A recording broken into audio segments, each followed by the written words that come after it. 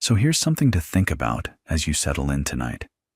Right now, as you're lying there getting comfortable, your body is doing something extraordinary. Your heart is beating, what? Maybe 60 or 70 times a minute. Your lungs are pulling in air, pushing it back out, somewhere around 15 breaths every 60 seconds.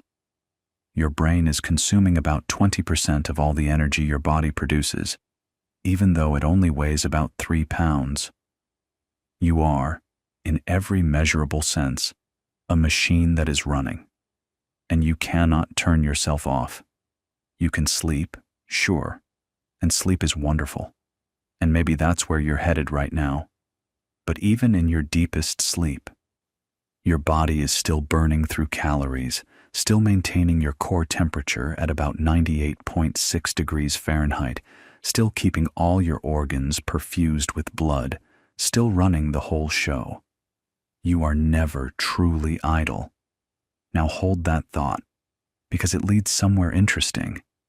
Imagine you needed to travel somewhere very, very far away, not across an ocean, not across a continent, but across the emptiness between planets. Mars, at its closest approach to Earth, is still about 34 million miles away.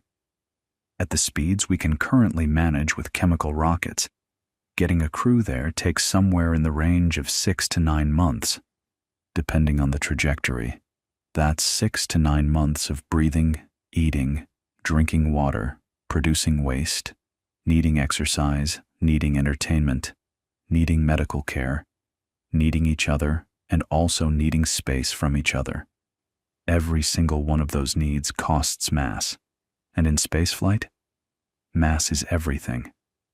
Every kilogram you launch from Earth's surface into orbit costs thousands of dollars and requires proportional amounts of fuel, which itself has mass, which requires more fuel to lift, which has more mass.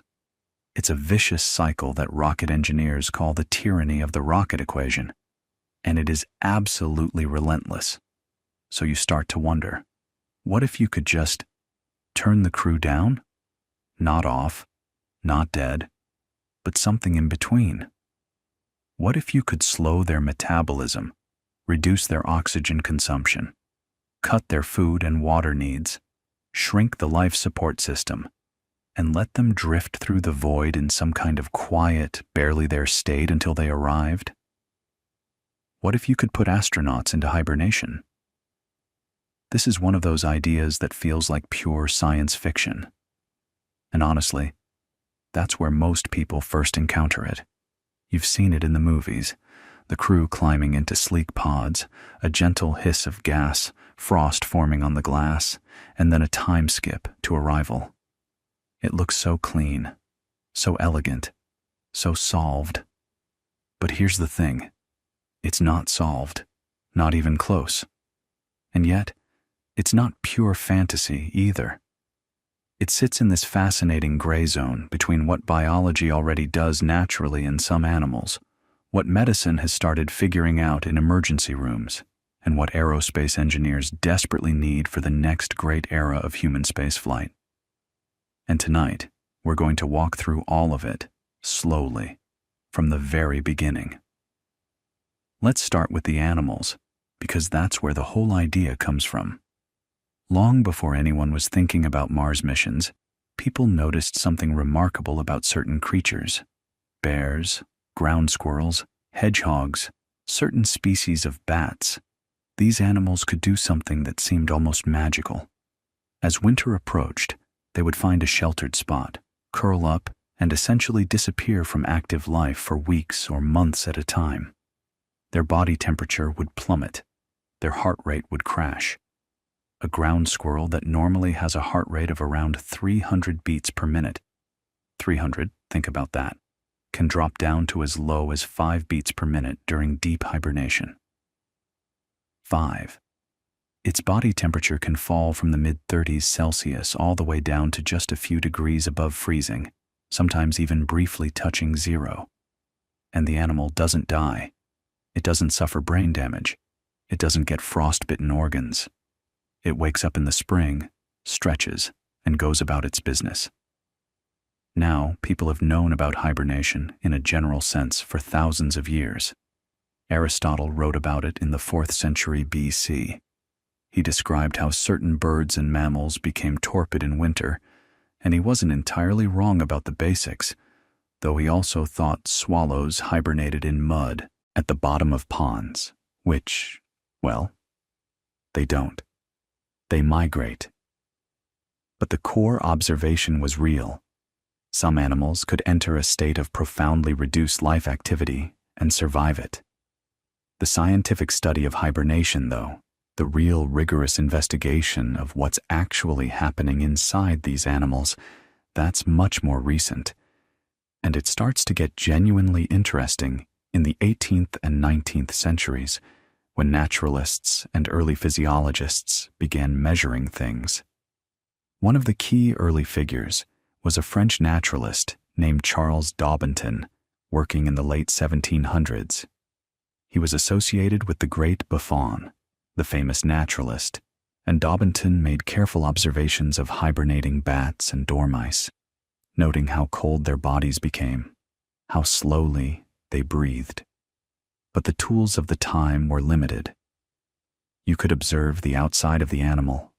You could note that it was cold and still, but you couldn't really get at the mechanism. The real breakthroughs in understanding hibernation physiology started coming in the 20th century, and they came from people who were willing to get deeply, painstakingly detailed about what was happening inside these animals at every level. Researchers like Charles Lyman at Harvard, who spent decades from the 1940s onward studying hibernating hamsters and ground squirrels, began to map out the actual physiological cascade. And what they found was far more complex and far more controlled than anyone had assumed. Here's what's really clever about hibernation, and this is worth understanding, because it matters for everything that comes later. Hibernation is not just an animal getting cold. It's not passive. The animal doesn't simply lose heat and slow down the way a car engine cools off after you turn it off. No. Hibernation is an active, regulated process. The animal's body deliberately resets its thermostat. Think about that. You and I have a thermostat in our brains, in the hypothalamus, that's set to about 37 degrees Celsius. If our body temperature drops below that, we shiver. We burn more fuel. We do everything we can to get back to that set point. A hibernating ground squirrel essentially dials that set point way down, from 37 to maybe 5 or 6 degrees, and then its body cools to match the new setting. If the animal gets too cold, even below its new lowered set point, it will actually start generating heat to warm back up a little. It's still regulating. It's still in control. This is not death. This is not even unconsciousness in the way we normally think of it. It's something else entirely. And here's another detail that fascinated researchers as they dug deeper. Hibernating animals don't just stay in that deep cold state continuously for months. They cycle. Every week or two, a hibernating ground squirrel will spontaneously warm itself back up to nearly normal body temperature for a period of 12 to 24 hours.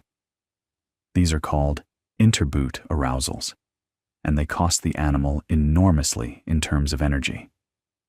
Some estimates suggest that these periodic warm-ups account for something like 70 to 80% of all the energy a hibernator uses during the entire winter. So why do it? Why spend most of your winter energy budget on these brief warm-ups? This is one of the genuinely puzzling questions in hibernation biology, and researchers have been arguing about it for decades. Some think the animals need to warm up to sleep, and yes, that sounds strange, but there's evidence that the brain activity during deep torpor is not actually sleep in the neurological sense, and the animal may need to periodically warm up to enter true restorative sleep and clear metabolic waste from the brain. Others think the warm-ups are necessary to restart the immune system, which seems to largely shut down during deep torpor. The honest answer is we still don't fully understand it. But the phenomenon itself tells you something important. Even nature's best hibernators can't just stay in deep torpor indefinitely without consequences. There are limits, there are costs. The biology is managing a delicate balance. Now, you might be thinking, okay, ground squirrels and bears are interesting, but we're not ground squirrels. We're not bears. Humans don't hibernate. And that's true. No primate has ever been documented entering true deep hibernation the way a ground squirrel does, with body temperatures dropping near freezing. And this is where it starts to get really interesting. We're not as far from it as you might think. In 1999, a Japanese man named Mitsutaka Uchikoshi went hiking on Mount Rako in western Japan. He slipped, broke his pelvis, and lost consciousness on the mountainside. He wasn't found for 24 days. 24 days, exposed on a mountain, with no food, no water, no shelter.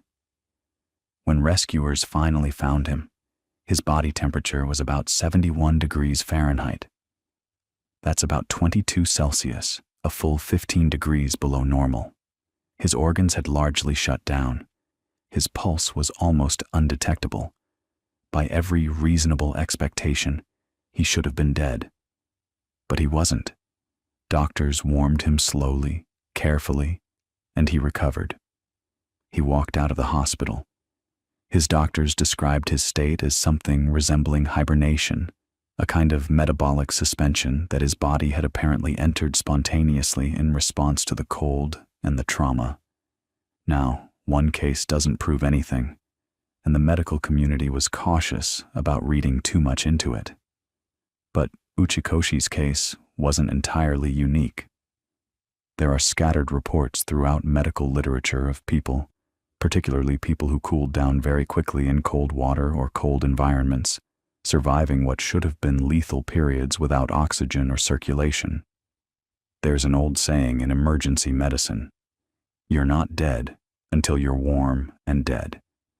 Meaning, if someone is found cold and unresponsive, you warm them up before you declare them gone, because hypothermia can be protective. It slows metabolism, reduces the brain's demand for oxygen, and buys time. And this is where the story of hibernation starts to merge with another story, the story of therapeutic hypothermia in medicine.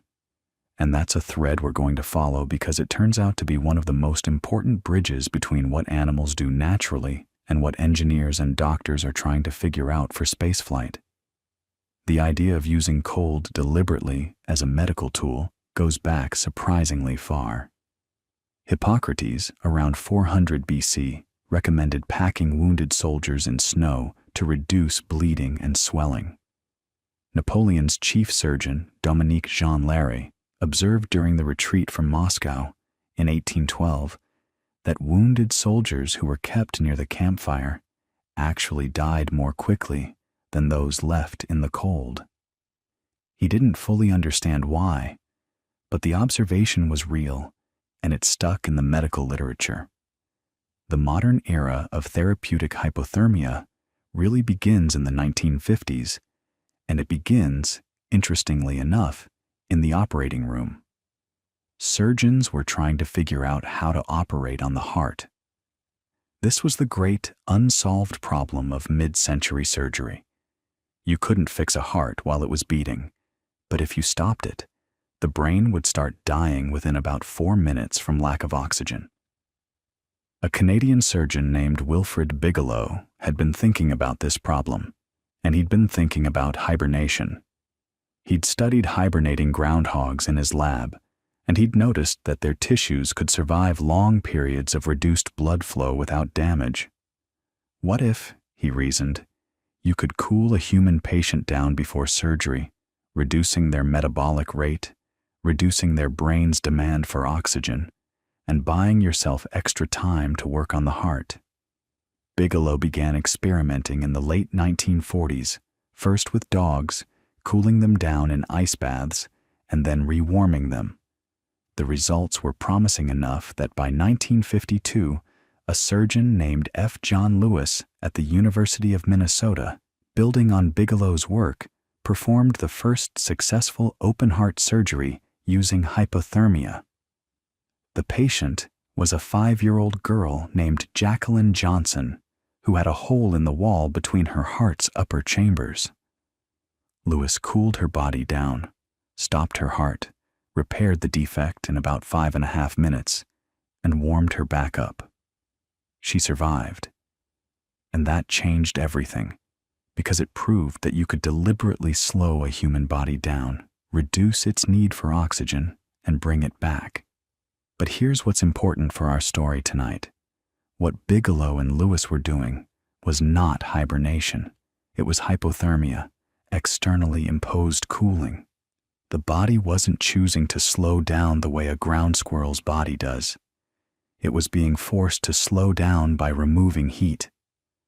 And that distinction matters enormously, because when you cool a human body from the outside, without the biological machinery that a true hibernator has, things can go wrong. The heart becomes irritable and prone to dangerous arrhythmias below about 28 degrees Celsius. The blood becomes more viscous. The immune system behaves unpredictably. The kidneys struggle. You can buy time, yes, but you're fighting the body's own physiology the whole way, and there are hard limits to how far you can push it. So the question that started forming in the minds of researchers quietly at first was this: what if you could find the mechanism? What if you could figure out what a ground squirrel's body actually does at the molecular level to enter torpor safely, and then trigger that same process in a human? Not just cooling someone down, but actually switching on the biological program that makes hibernation survivable. What if there was a molecule, a signal, a switch? And that question, that tantalizing possibility, is what started pulling the worlds of biology, medicine, and eventually aerospace engineering toward each other. Because by the late 20th century, NASA was starting to think seriously about Mars, and the people planning those missions were staring at spreadsheets full of numbers that just didn't add up. The mass of food, the mass of water, the volume of living space, the psychological toll of months of confinement. And they were starting to wonder if maybe, just maybe, the answer had been sleeping in burrows under frozen ground this whole time. And so the hunt began. The hunt for a hibernation trigger. And it's one of the most fascinating, frustrating, and genuinely strange chapters in modern biology. Because for decades, researchers were convinced they were just one experiment away from finding it. This single magic molecule that could unlock torpor in any mammal, including us. And for decades, it kept slipping through their fingers. The person who probably did more than anyone to popularize the idea of a transferable hibernation factor was a biochemist named Peter Oltgen, working at the University of Kentucky in the 1980s. Oltgen and his colleagues had this beautifully simple hypothesis. They reasoned that if hibernation is triggered internally, if the ground squirrel's own body chemistry is what initiates torpor, then maybe that chemistry leaves a signature in the blood. Maybe there's a substance circulating in the bloodstream of a hibernating animal that you could extract, purify, and inject into a non-hibernating animal to induce the same state. It sounds almost too clean, too elegant, but the early results were tantalizing. What Oltgen's team did was take blood serum from hibernating woodchucks, close relatives of groundhogs, and inject it into active, awake summer monkeys, and something happened. The monkeys' metabolic rates dropped, Their body temperatures dipped. They became sluggish and drowsy. It wasn't full torpor, not by a long shot, but it was something. There was a measurable physiological response. Oeltgen called the substance HIT, hibernation induction trigger, and for a while, the scientific community was genuinely excited. Here was evidence, real bench science evidence, that hibernation might be chemically transferable between species. If you could isolate this molecule, characterize it, synthesize it, you could potentially put a human into something resembling torpor on demand. But here's where the story gets complicated, the way biology always does when you look closely enough. Other labs tried to replicate Oeltgen's results, and the picture got murkier. Some groups saw similar effects. Others didn't. The active compound in the serum was never cleanly isolated. It seemed to behave like an opioid. Oeltgen's team found that opioid receptor blockers could partially reverse the effects. But it wasn't any known opioid. It was something else, or maybe a cocktail of somethings. The more people looked, the more it seemed like hibernation wasn't triggered by one molecule at all. It was orchestrated by a whole symphony of molecular signals, gene expression changes, and cellular reprogramming happening in concert. And isolating a single trigger from that symphony turned out to be like trying to find the one instrument in an orchestra that makes the music beautiful. You can't, because it's all of them, playing together, in the right order. Now that doesn't mean the search was wasted. Far from it. What it did was push researchers deeper into the molecular biology of torpor, and what they found there was, honestly, more interesting than any single magic bullet could have been. Let's talk about what actually happens inside a cell when a ground squirrel enters hibernation, because this is where it gets really clever. You'd think that cooling a cell down would just slow everything, like putting a machine in low gear. And to some extent, yes, enzymatic reactions slow down as temperature drops. That's basic chemistry. But hibernators don't just passively slow down. They actively suppress certain metabolic pathways while carefully maintaining others. It's selective. It's controlled. The cell isn't just getting cold and grinding to a halt. It's making deliberate choices about what to keep running and what to shut off. One of the most striking discoveries came from studying protein synthesis. In a normal active cell, your ribosomes are constantly reading messenger RNA and building proteins. That's the fundamental machinery of life, right? In a hibernating ground squirrel's cells, protein synthesis drops to almost nothing. We're talking a reduction of something like 90% or more. But, and this is the key, the messenger RNA is still there. The instructions haven't been destroyed. They've been carefully stored, bundled up in structures called stress granules, waiting. When the animal rewarms during one of those interboot arousals we talked about, protein synthesis kicks back up almost immediately. The cell has everything it needs, preloaded and ready to go. It's not rebuilding from scratch. It's unpausing. Think about what that means from an engineering perspective. This isn't like shutting down a factory and having to rehire workers and restock materials when you reopen. This is like sending everyone home, but leaving their tools on the workbench, the blueprints open on the table, the machines oiled and ready. You flip a switch and production resumes. That level of cellular preparedness is extraordinary, and it's one of the reasons hibernators can cycle in and out of torpor without accumulating the kind of damage you'd expect. And then there's the question of fuel. When you or I go without food for a while, our bodies burn through glycogen stores first. That's the quick-access sugar stored in your liver and muscles, and then start breaking down a mix of fat and, unfortunately, muscle protein.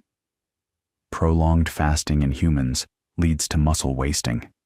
It's one of the real problems with any long-duration spaceflight scenario, actually, even without hibernation. Astronauts on the International Space Station lose muscle mass and bone density despite exercising 2 hours a day because microgravity removes the mechanical loading that maintains those tissues. Now imagine adding months of metabolic suppression on top of that.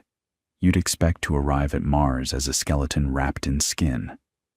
But hibernators have solved this problem.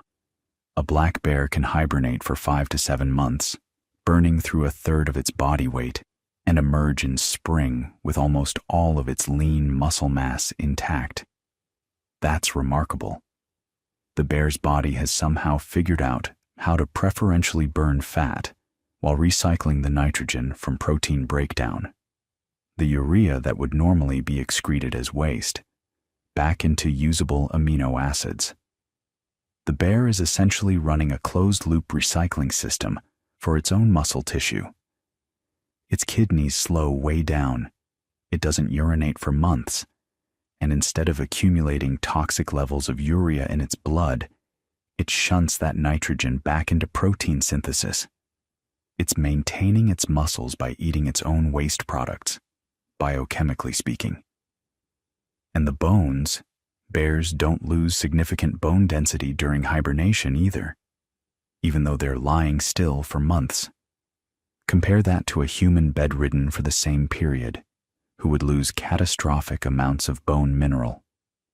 Somehow, the bear's osteoblasts and osteoclasts, the cells that build and break down bone, reach a kind of equilibrium that preserves skeletal integrity without mechanical loading. Researchers at places like Colorado State University have spent years trying to understand this mechanism, because if you could replicate it, you wouldn't just solve a space travel problem. You'd revolutionize the treatment of osteoporosis, bedridden patients, people in long-term casts. The applications cascade outward. So by the late 1990s and into the 2000s, the picture of hibernation had shifted dramatically from where it started. It wasn't about finding one trigger molecule anymore. It was about understanding an entire biological program, a coordinated suite of gene expression changes, metabolic switches, cellular protective mechanisms, and tissue preservation strategies that together allowed an animal to essentially pause its life and restart it later. And the deeper researchers looked, the more they found evidence suggesting that this program might not be unique to hibernators. It might be latent in all mammals, including us. Here's why that idea gained traction. Hibernation isn't restricted to one branch of the mammalian family tree.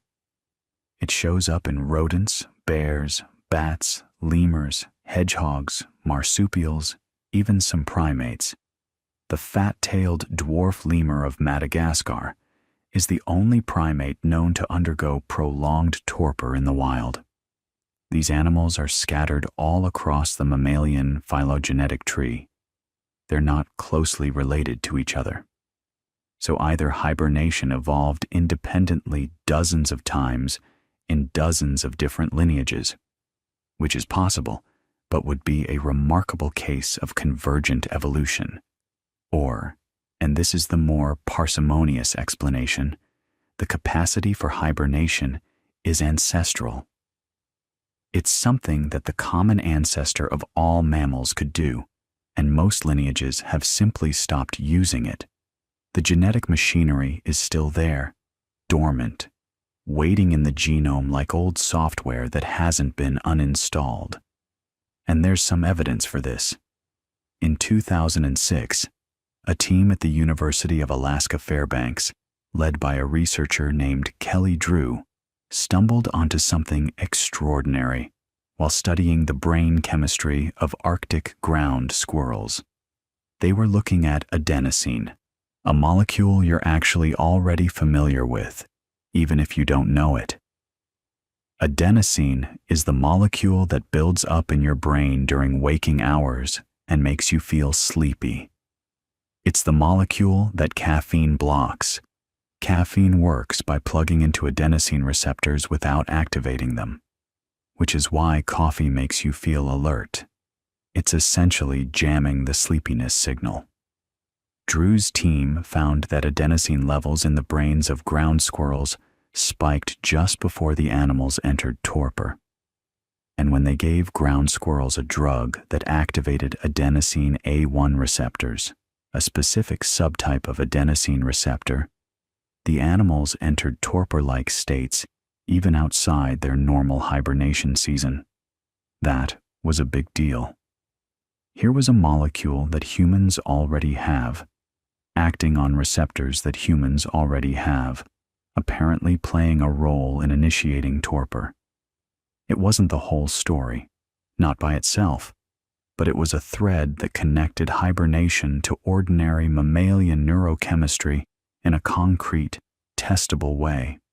And then, in 2020, came a discovery that genuinely changed the field. A pair of studies, published almost simultaneously by two independent teams, one led by Sinisa Hirvatan at Harvard, the other by Takeshi Sakurai at the University of Tsukuba in Japan, identified specific populations of neurons in the hypothalamus that could induce torpor-like states in mice when artificially activated. Now, mice are not natural hibernators. They can enter a mild form of daily torpor when food deprived, but they don't hibernate the way ground squirrels do. Yet, when these particular neurons were stimulated using optogenetics, a technique where you genetically modify neurons to respond to light, then shine a tiny fiber optic light on them, the mice's body temperatures plummeted, their metabolic rates crashed, their heart rates dropped, and they entered a state that looked, by every measurable parameter, like torpor. And they survived it. They woke up afterward apparently unharmed. Sakurai's team called these neurons Q neurons, Q for quiescence, and they were clustered in a region of the hypothalamus that had long been suspected of playing a role in thermoregulation. The Harvard group found a similar population and used chemical rather than light-based activation, getting comparable results. Two different teams, two different methods, same basic finding. You could flip a switch in a mouse's brain and induce something that looked an awful lot like hibernation in an animal that doesn't naturally hibernate. Think about what that implies. If the neural circuitry for torpor exists in mice, animals, that diverged from the human lineage roughly 75 million years ago, then there's a reasonable chance that some version of that circuitry exists in us too. Not necessarily identical, not necessarily functional, without modification, but present. Encoded somewhere in the 3 billion base pairs of our genome, perhaps silenced by regulatory changes accumulated over millions of years of evolution in environments where hibernation was no longer advantageous. And this is where NASA started paying very close attention, because by the 2010s, the agency's plans for human Mars missions were getting more concrete, and the logistics problem hadn't gone away. If anything, it had gotten worse as mission architectures became more detailed and the true scope of life support requirements became clearer. A company called SpaceWorks Enterprises, working under a NASA Innovative Advanced Concepts grant, published a series of studies starting around 2013 that laid out exactly what torpor could do for a Mars mission, and the numbers were striking. SpaceWorks estimated that putting a crew of 4 into a torpor state for the transit to Mars, cycling them through periods of reduced metabolic activity rather than keeping them fully awake and active the entire time, could cut the habitat mass by something like 50 to 70%. And that number deserves a moment to sink in. Because in the world of spacecraft design, shaving off even 5% of your mass budget is cause for celebration. 50 to 70% is transformative. It changes the entire mission architecture. Here's how they arrived at those numbers. When you have a crew of 4 astronauts awake and functioning for 6 to 9 months, you need a habitat volume large enough for them to live in without going insane. You need exercise equipment, serious exercise equipment, because in microgravity, your muscles atrophy and your bones lose density at alarming rates. So each crew member needs to spend roughly 2 hours a day on resistance machines and treadmills. You need a galley, food storage, water recycling system sized for 4 active metabolisms, atmospheric processing to scrub carbon dioxide at the rate 4 working adults produce it, waste management, personal hygiene facilities, entertainment systems, workstations, medical equipment, and enough consumables to handle all of it for the duration. The habitat module for a conventional Mars transit crew was being estimated at somewhere around 20 to 50 metric tons depending on the design, and that's before you even talk about the propulsion system needed to push all that mass onto a trans-Mars trajectory. Now imagine a different scenario. Your crew climbs into individual pods. SpaceWorks actually sketched these out, and they looked a bit like reclined medical beds enclosed in a shell, each about the size of a large sleeping bag with monitoring equipment built into the walls. The astronauts are cooled to a core body temperature of around 32 to 34 degrees Celsius, which is mild therapeutic hypothermia, nothing extreme by clinical standards. At that temperature, their metabolic rates drop by somewhere around 50 to 70%. They're not eating. They're not exercising. They're not producing as much carbon dioxide. They're not generating as much body heat. They're not using the toilet. They're not taking up psychological living space. They're just quiet. Their bodies ticking along at a reduced rate, like a house in winter with the thermostat turned way down. The habitat shrinks dramatically. You don't need a kitchen. You don't need exercise equipment. And here's a fascinating detail. Because one of the known effects of hibernation in bears is that they lose remarkably little muscle mass and bone density during their months of inactivity.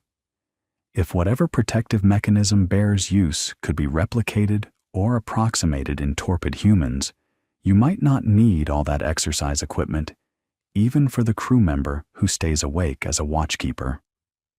SpaceWorks proposed a rotation system where one crew member would be awake for 2 or 3 days at a time while the others remained in torpor. Then that person would go under and the next one would be warmed up. So you'd always have someone conscious to monitor systems and handle emergencies, but you'd never have more than one person's worth of active life support running at full capacity. The total habitat mass in their torpor scenario dropped to something like 5 to 8 metric tons. That's not a rounding error. That's the difference between a mission that requires a rocket the size of a skyscraper and one that might be achievable with something closer to what we can actually build.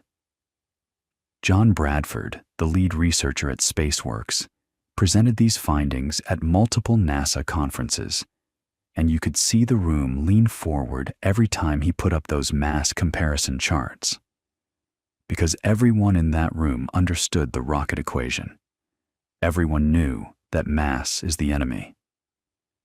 And here was someone saying, look, if we can solve this one biological problem, a huge chunk of the engineering problem just evaporates. But, and this is important, SpaceWorks was very careful to frame their work as a feasibility study, not a blueprint. They identified what torpor could do for the mission design. They did not claim to know how to safely induce torpor in humans for months at a time. That was, and still is, the hard part. Because there's a vast difference between what we can do clinically with therapeutic hypothermia and what would be needed for a Mars transit. Let's talk about that gap for a moment, because it's where the real engineering and biology challenges live. Therapeutic hypothermia, as it's practiced in hospitals today, typically lasts somewhere between 24 and 72 hours. The patient is cooled to around 32 to 34 degrees Celsius, that same range Spaceworks proposed, using surface cooling blankets, intravenous cold saline infusion, or endovascular cooling catheters that circulate chilled fluid through a catheter threaded into a major blood vessel. The patient is sedated, usually with propofol or midazolam, and they're on a ventilator. Their vital signs are monitored continuously.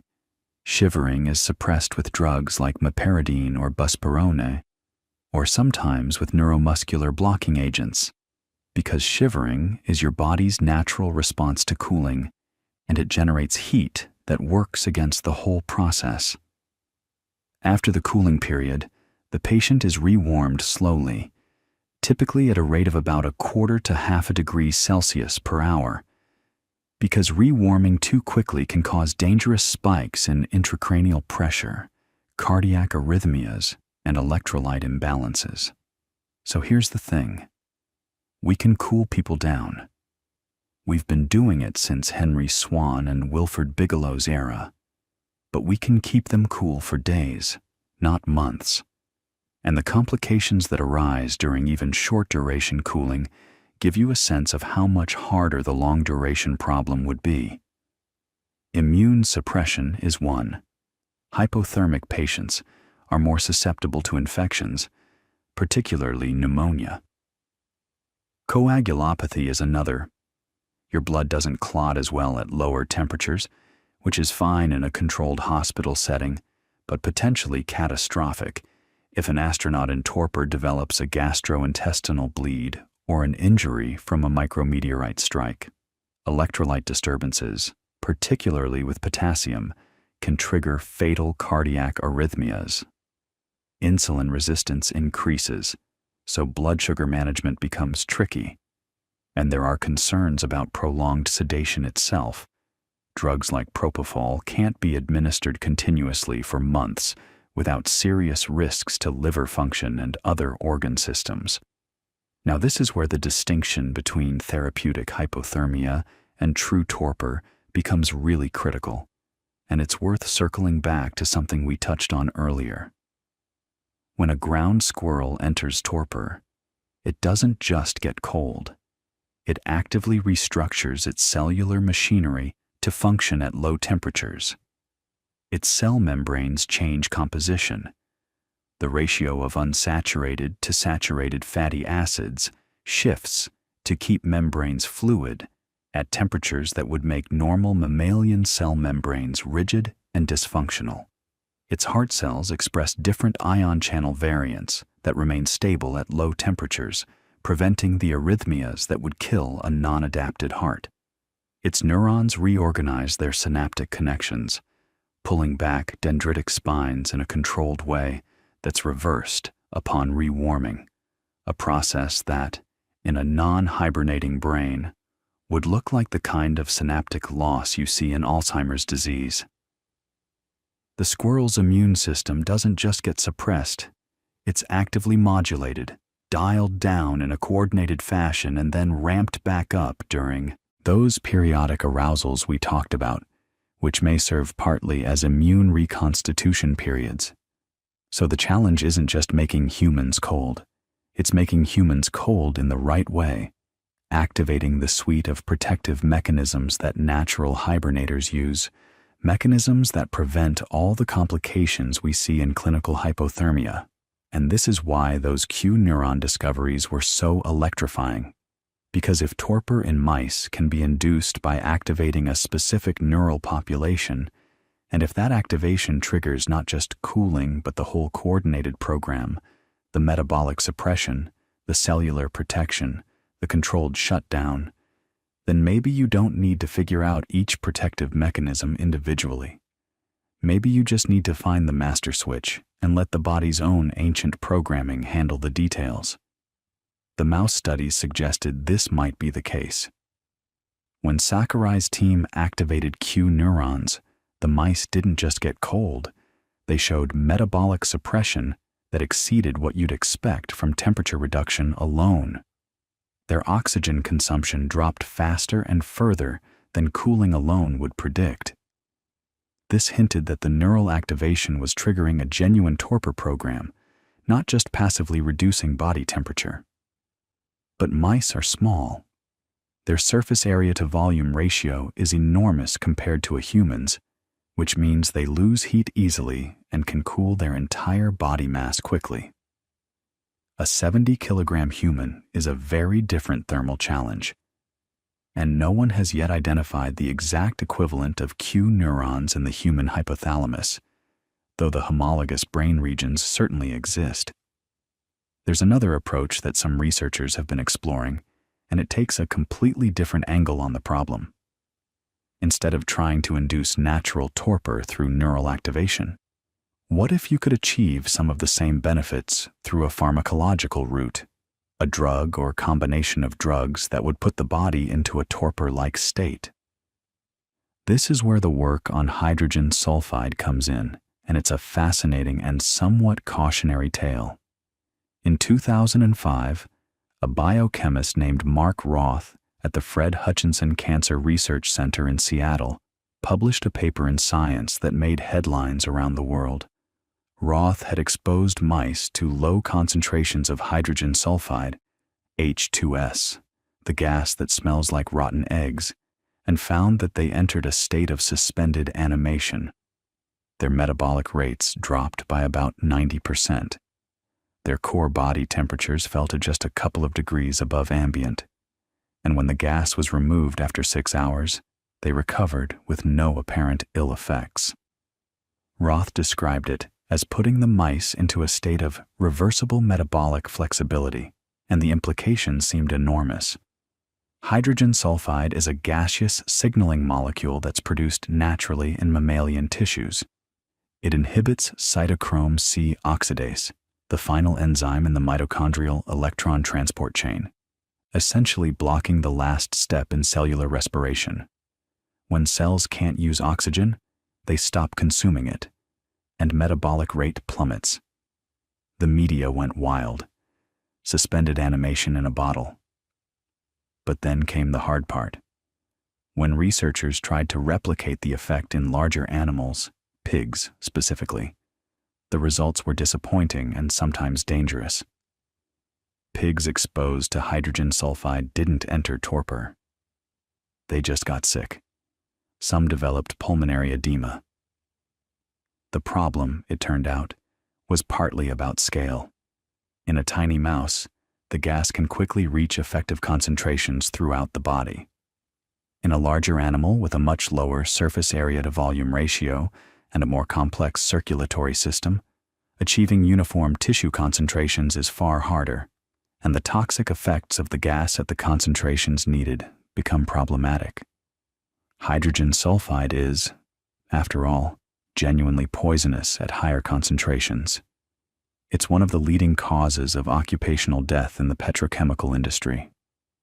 Roth's work didn't end there, and the underlying insight that you could modulate mitochondrial function to reduce metabolic demand remained compelling.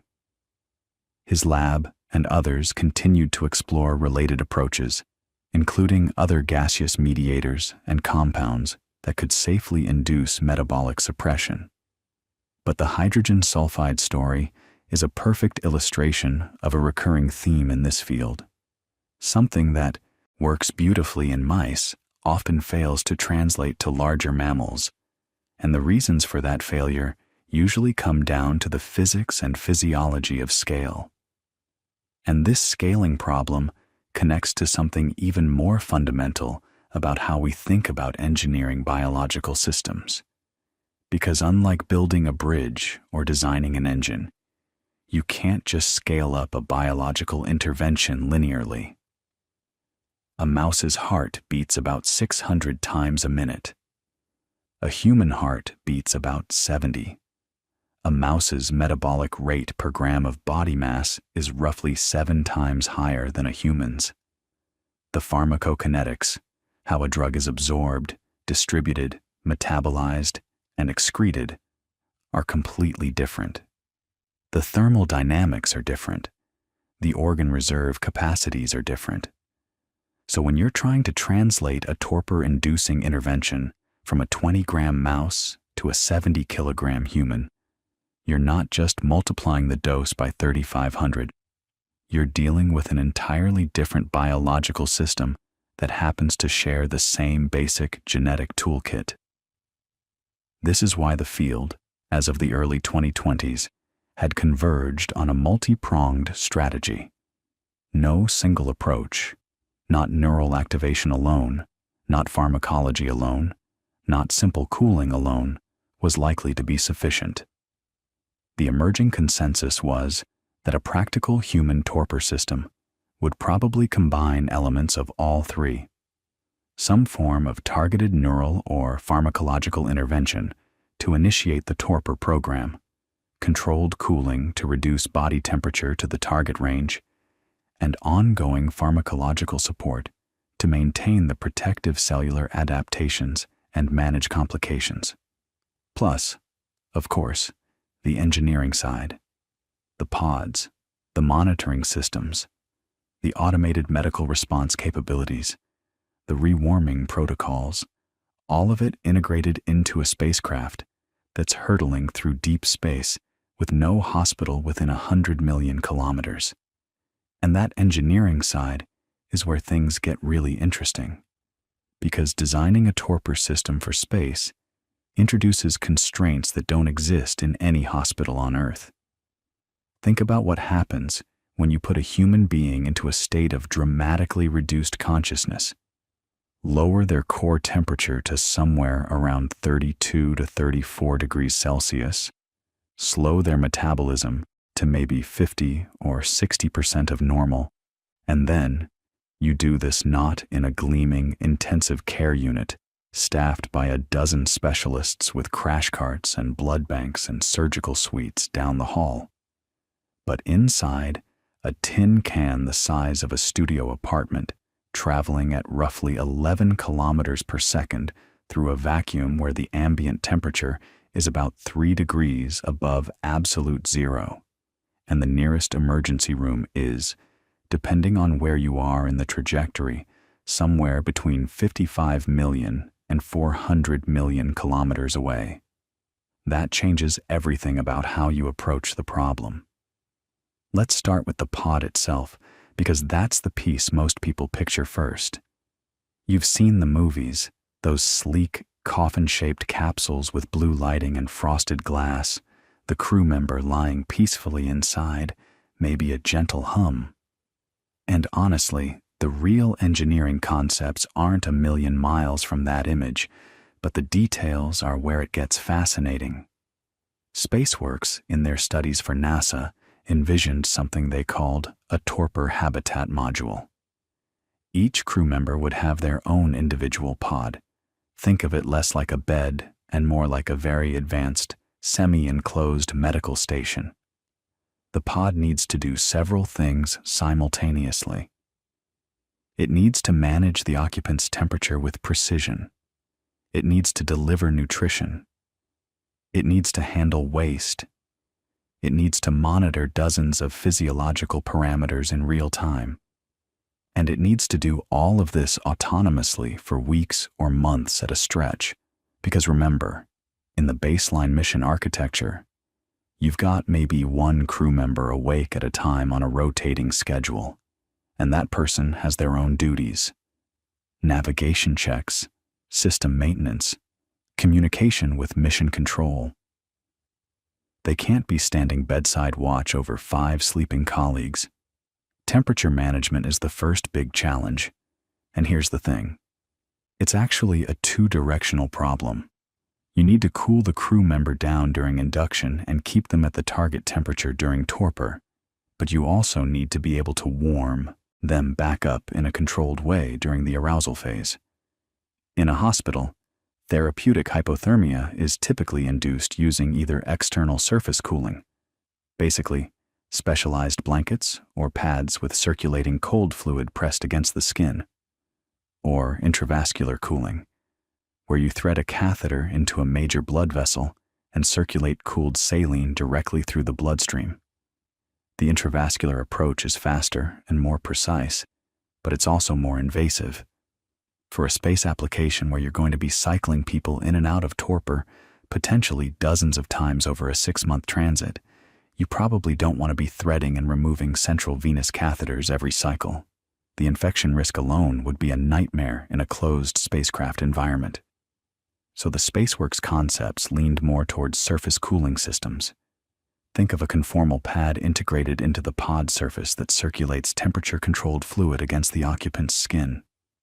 But here's what's clever about doing this in space. You actually have an advantage that hospitals don't. You have access to an essentially infinite cold sink. The spacecraft's exterior is radiating heat into deep space constantly. Thermal management in spacecraft is actually more often about getting rid of excess heat than about staying warm. All those electronics, all that metabolic heat from the crew, it all has to go somewhere, and in a vacuum you can't convect it away. You can only radiate it. So a torpor system could potentially tap into the spacecraft's existing thermal rejection system, using radiator loops to provide the cold side fluid for the cooling pads. You're essentially borrowing coldness from the universe itself, which is kind of beautiful when you think about it. Now, nutrition. This is one of those details that sounds mundane until you really think about it. A person in torpor still has metabolic needs, reduced, yes, but not zero. Their cells are still functioning, still burning fuel, still producing waste products. In clinical therapeutic hypothermia, patients are typically maintained on intravenous nutrition, total parenteral nutrition, or TPN, delivered directly into the bloodstream through a central line.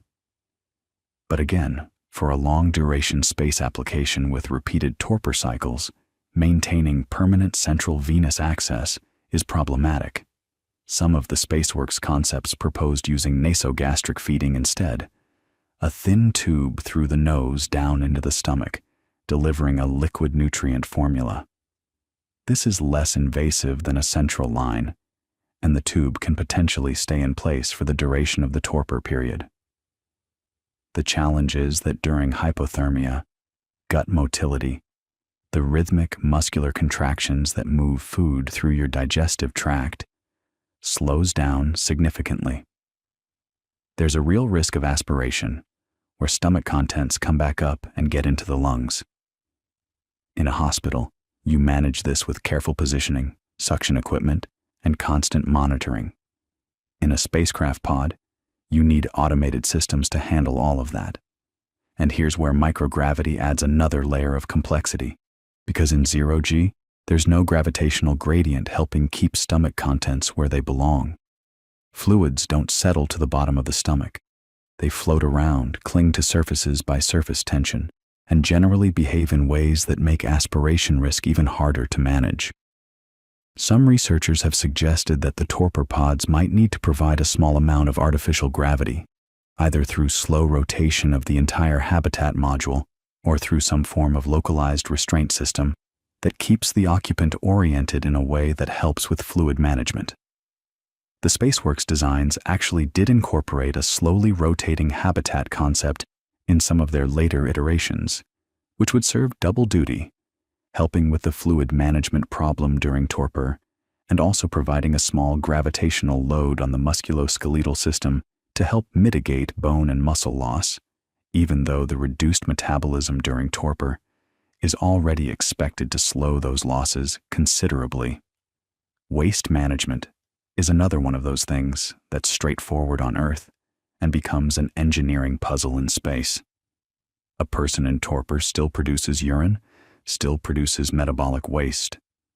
Catheterization handles the urine side, and unlike the central venous access question, urinary, catheters are relatively simple, well-understood technology with manageable infection risk, especially with modern antimicrobial-coated catheters.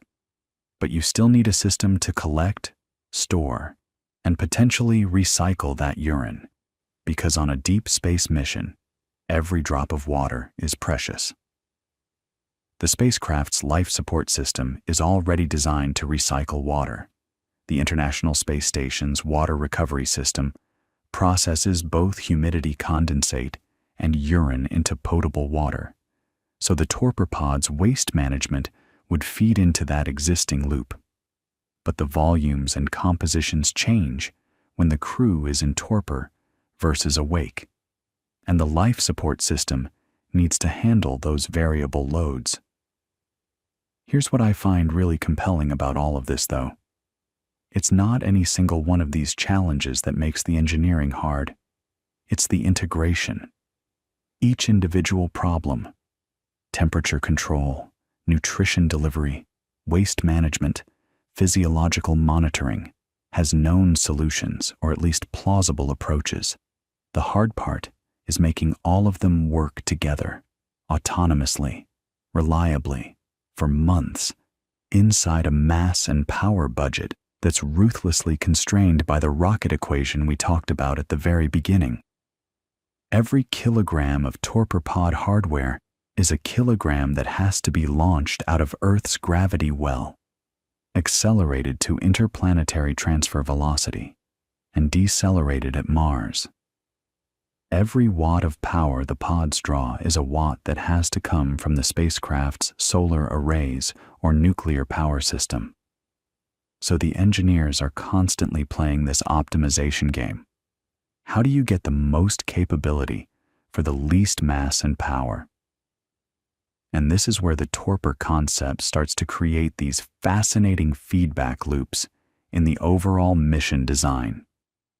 Because if torpor works, you need less food, less water, less oxygen, less space for the crew to live and exercise in, fewer personal items, smaller hygiene systems, less radiation shielding, because you can pack the sleeping crew into a smaller, more heavily shielded volume. All of that mass savings cascades through the entire mission architecture. You need less propellant to push the lighter spacecraft, or you can use the same propellant to push it faster, shortening the transit time, which further reduces consumable needs. John Bradford's team at SpaceWorks estimated that the total habitat mass for a 6-person Mars crew could drop from something like 45 metric tons down to maybe 15 or 20 with torpor. And when you run those numbers through the rocket equation, the total mission mass savings are enormous. We're talking about potentially making the difference between a mission that requires multiple heavy lift launches and complex in-space assembly versus one that could be done with fewer launches. That's not a marginal improvement. That's a fundamental shift in what's feasible. But, and this is important, all of those beautiful mass savings only materialize if the torpor system actually works reliably. If you design your entire mission architecture around the assumption that 5 of 6 crew members will be in torpor at any given time, and then the torpor system malfunctions 3 months into the transit, you have a catastrophic problem. You now have 6 fully conscious crew members in a habitat designed for 1, with food and water and oxygen supplies calculated for 1 and a fraction active metabolisms, not 6. This is what engineers call a single-point failure mode, and it's exactly the kind of thing that keeps mission planners up at night. So any real torpor system would need layers of redundancy: backup cooling systems, backup nutrition delivery, backup monitoring, backup power. And it would need graceful degradation, meaning that if one component fails, the system can continue operating in a reduced capacity rather than failing catastrophically. And of course, all that redundancy adds mass back, which eats into those beautiful savings you just calculated. The monitoring side of this deserves its own conversation, because it's where the autonomy challenge really comes into focus. In an ICU, a patient in therapeutic hypothermia is being watched by nurses and doctors who are checking vital signs, interpreting trends, adjusting medications, responding to changes in real time. They're using their training, their experience, their clinical judgment, that deeply human ability to look at a patient and sense that something is off before any alarm goes off. In a spacecraft torpor pod, you need to replicate as much of that capability as possible with automated systems. Heart rate, blood pressure, core temperature, respiratory rate, blood oxygen saturation, electroencephalography to monitor brain activity, electrolyte levels, blood glucose. All of these need continuous monitoring, and not just monitoring, but interpretation. The system needs to know the difference between a normal variation in heart rhythm during torpor and an early sign of cardiac arrhythmia that needs intervention. It needs to recognize the early signs of infection, of metabolic derangement, of inadequate perfusion to critical organs.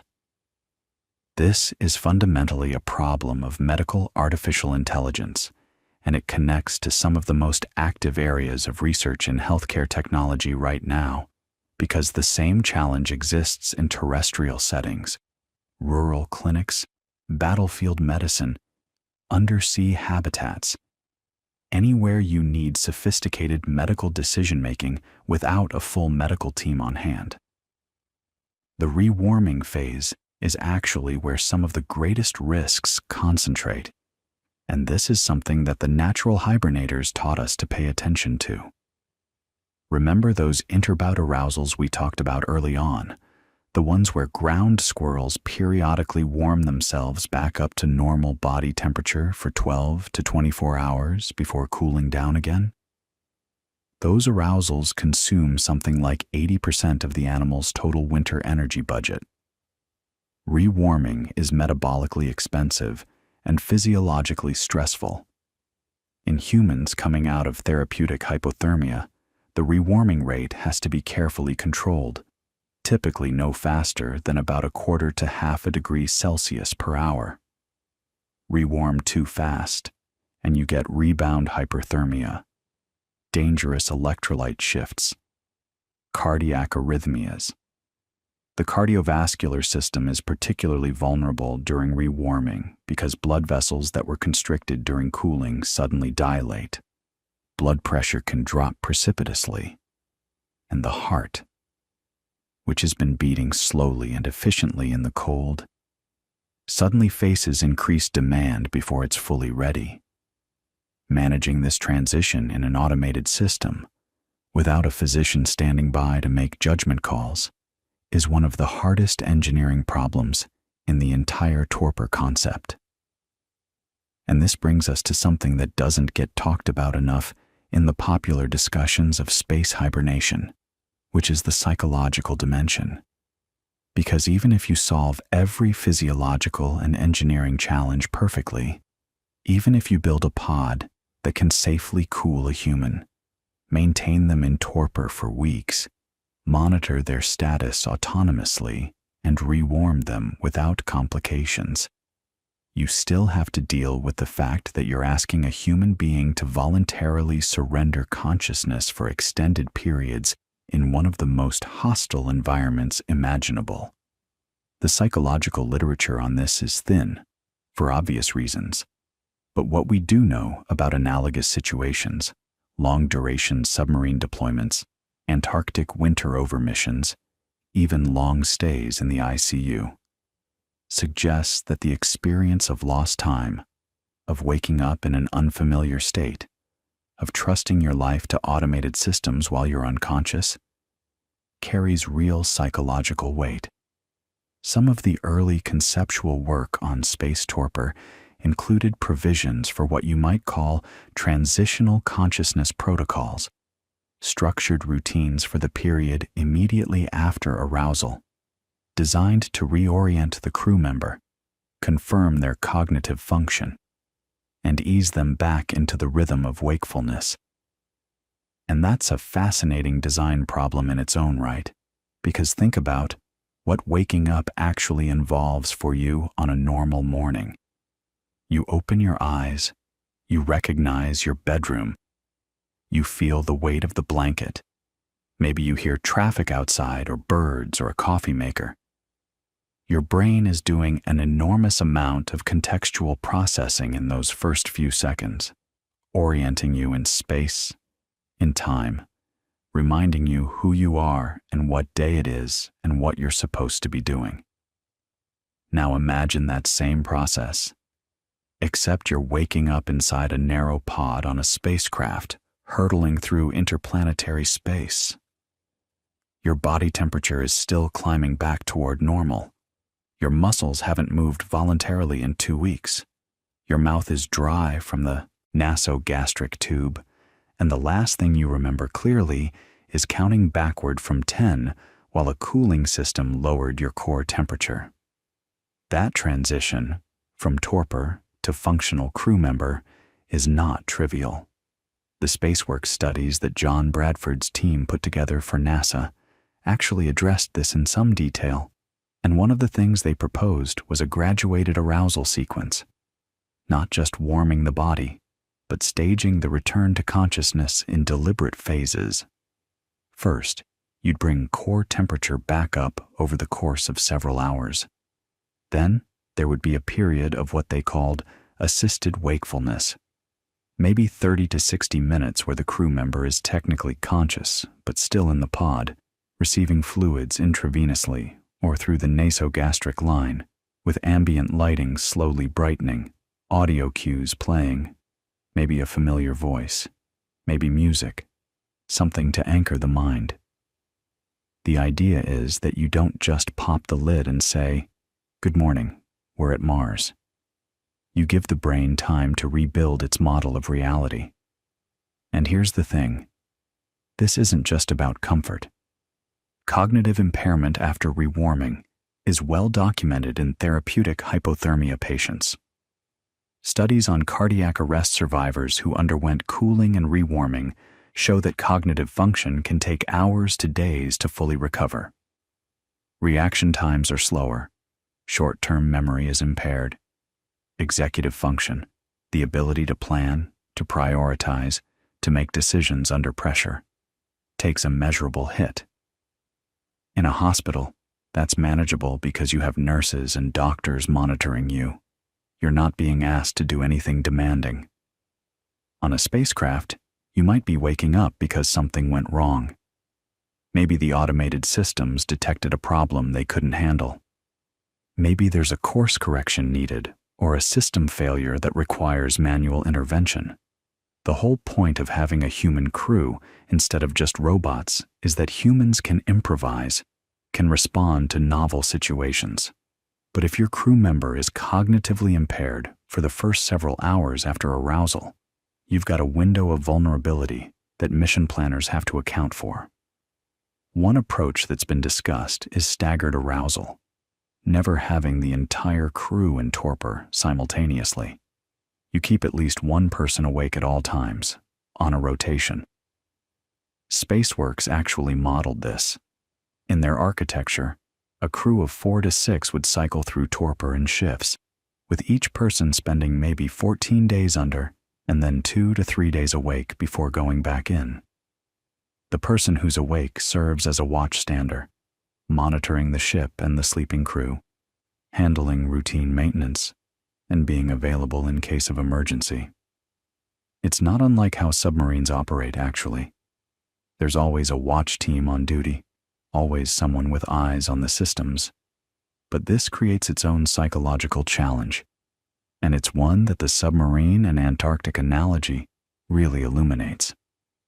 Imagine being the one person awake on a spacecraft somewhere between Earth and Mars. Your crewmates are unconscious in their pods. Mission control is maybe 15 or 20 minutes away by radio. You send a message, and even at the speed of light, you won't get a response for half an hour round trip. You are, in a very real sense, the most isolated human being who has ever existed. The loneliness research from Antarctic winter overstations, places like Concordia Station, which the European Space Agency has actually used as a spaceflight analog, shows that prolonged isolation, especially in confined environments with limited sensory stimulation, can lead to a constellation of psychological effects. Sleep disruption, irritability, cognitive slowing, something researchers call the third quarter phenomenon, where morale hits its lowest point about 3/4 of the way through a mission. There's even a documented tendency toward what psychologists call psychological hibernation, a kind of emotional withdrawal where the isolated person becomes less communicative, less engaged, almost as if the mind is trying to shut down on its own. Now layer torpor cycling on top of that. You wake up, you're groggy. You spend a day or two recovering cognitive function, then you have maybe 1 or 2 days of full alertness before it's time to go back under. Your sense of time becomes fragmented. You don't experience the journey as a continuous narrative. It's more like a series of disconnected episodes, each one beginning with confusion and ending with the anxiety of surrendering consciousness again. Some psychologists who've looked at this have compared it to the experience of patients undergoing repeated surgeries. Each time you go under anesthesia, there's a moment of dread, a loss of control, and each awakening carries a disorientation that doesn't fully resolve before the next round. And trust is a huge factor here. You're trusting the automated systems with your life in a way that goes beyond what we normally ask of technology. When you fly on a commercial airplane, you're trusting autopilot and fly-by-wire systems, sure, but you're conscious. You can look out the window, you can feel the motion of the aircraft, and on some level, your brain is continuously reassuring itself that things are okay. In torpor, you surrender that entirely. You close your eyes, your consciousness fades, and for the next 2 weeks, algorithms are making decisions about your body temperature, your heart rate, your fluid balance, your nutrition. If something goes wrong, if a sensor malfunctions, if the AI misinterprets a cardiac rhythm, you can't wake yourself up to intervene. You are completely dependent. The engineering response to this is redundancy, of course. Multiple sensor systems cross-checking each other, backup warming circuits, fail-safe protocols that trigger arousal if anything looks anomalous. But redundancy has limits, and this is something that the history of spaceflight teaches us over and over again. The Space Shuttle Challenger disaster in 1986 wasn't caused by a lack of redundancy. It was caused by a failure mode that the system wasn't designed to handle. O-rings that lost their resilience in cold temperatures, a risk that engineers at Morton Thiokol had actually flagged, but that got overridden by schedule pressure. Columbia in 2003. Foam insulation striking the wing's leading edge, a scenario that had happened before on previous flights without catastrophic consequences, which led to a normalization of deviance where people stopped treating it as dangerous. The lesson is that you can't engineer away all risk through redundancy alone. You also need a culture that respects uncertainty, that takes anomalies seriously, and you need systems that are robust against failure modes you haven't imagined yet. For torpor systems, this means the AI monitoring a sleeping crew member needs to be more than just a threshold alarm, more than just wake them up if heart rate drops below 30. It needs to understand patterns, to recognize that a particular crew member's cardiac rhythm always looks a little different during the second week of torpor, that their electrolyte levels tend to drift in a specific direction that's normal for them but would be alarming in someone else. This is personalized medicine at an extreme level, and it's being run by software in an environment where you can't call for a software update from Earth without a significant time delay. Some of the most interesting work on this is happening not in space agencies, but in the intensive care unit automation field. Researchers at places like Johns Hopkins and MIT have been developing closed-loop systems for managing sedation in ICU patients, systems that monitor brain activity through EEG, track vital signs, and automatically adjust the dosage of sedative drugs to maintain a target level of unconsciousness. The parallels to torpor management are striking. In both cases, you have a patient who's unconscious, whose physiology is being artificially modulated, and whose status needs to be continuously assessed by a system that can distinguish between normal variation and genuine emergency. The ICU work has shown that these systems can work. They can maintain sedation levels more consistently than human nurses, actually, because they never get distracted, never have a shift change, never get fatigued. But they also fail in predictable ways. They struggle with sensor noise.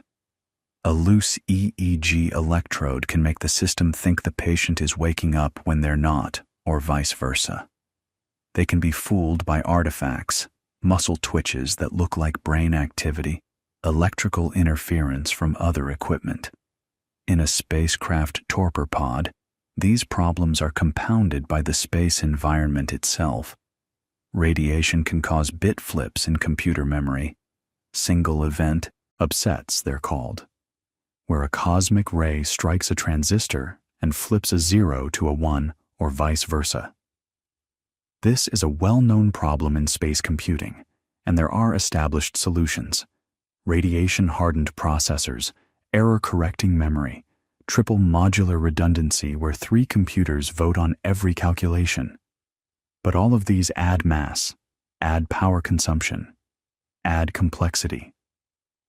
And here we are again, back at that fundamental tension that runs through the entire torpor concept.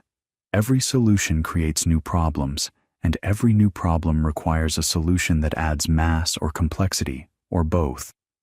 But here's what's really clever about how some of the more recent design studies have approached this. Instead of trying to build a torpor system that handles every contingency autonomously, they've started thinking about what you might call graceful degradation, designing the system so that when something goes wrong, it fails in the safest possible direction. If the monitoring system loses confidence in its readings, the default action is to begin rewarming the crew member. If the cooling system malfunctions, the body naturally warms on its own. You lose the torpor state, but you don't lose the crew member. If the feeding system fails, a 2-week torpor period isn't long enough for starvation to become life-threatening, so the crew member wakes up hungry but alive. The philosophy is that consciousness is the ultimate backup system.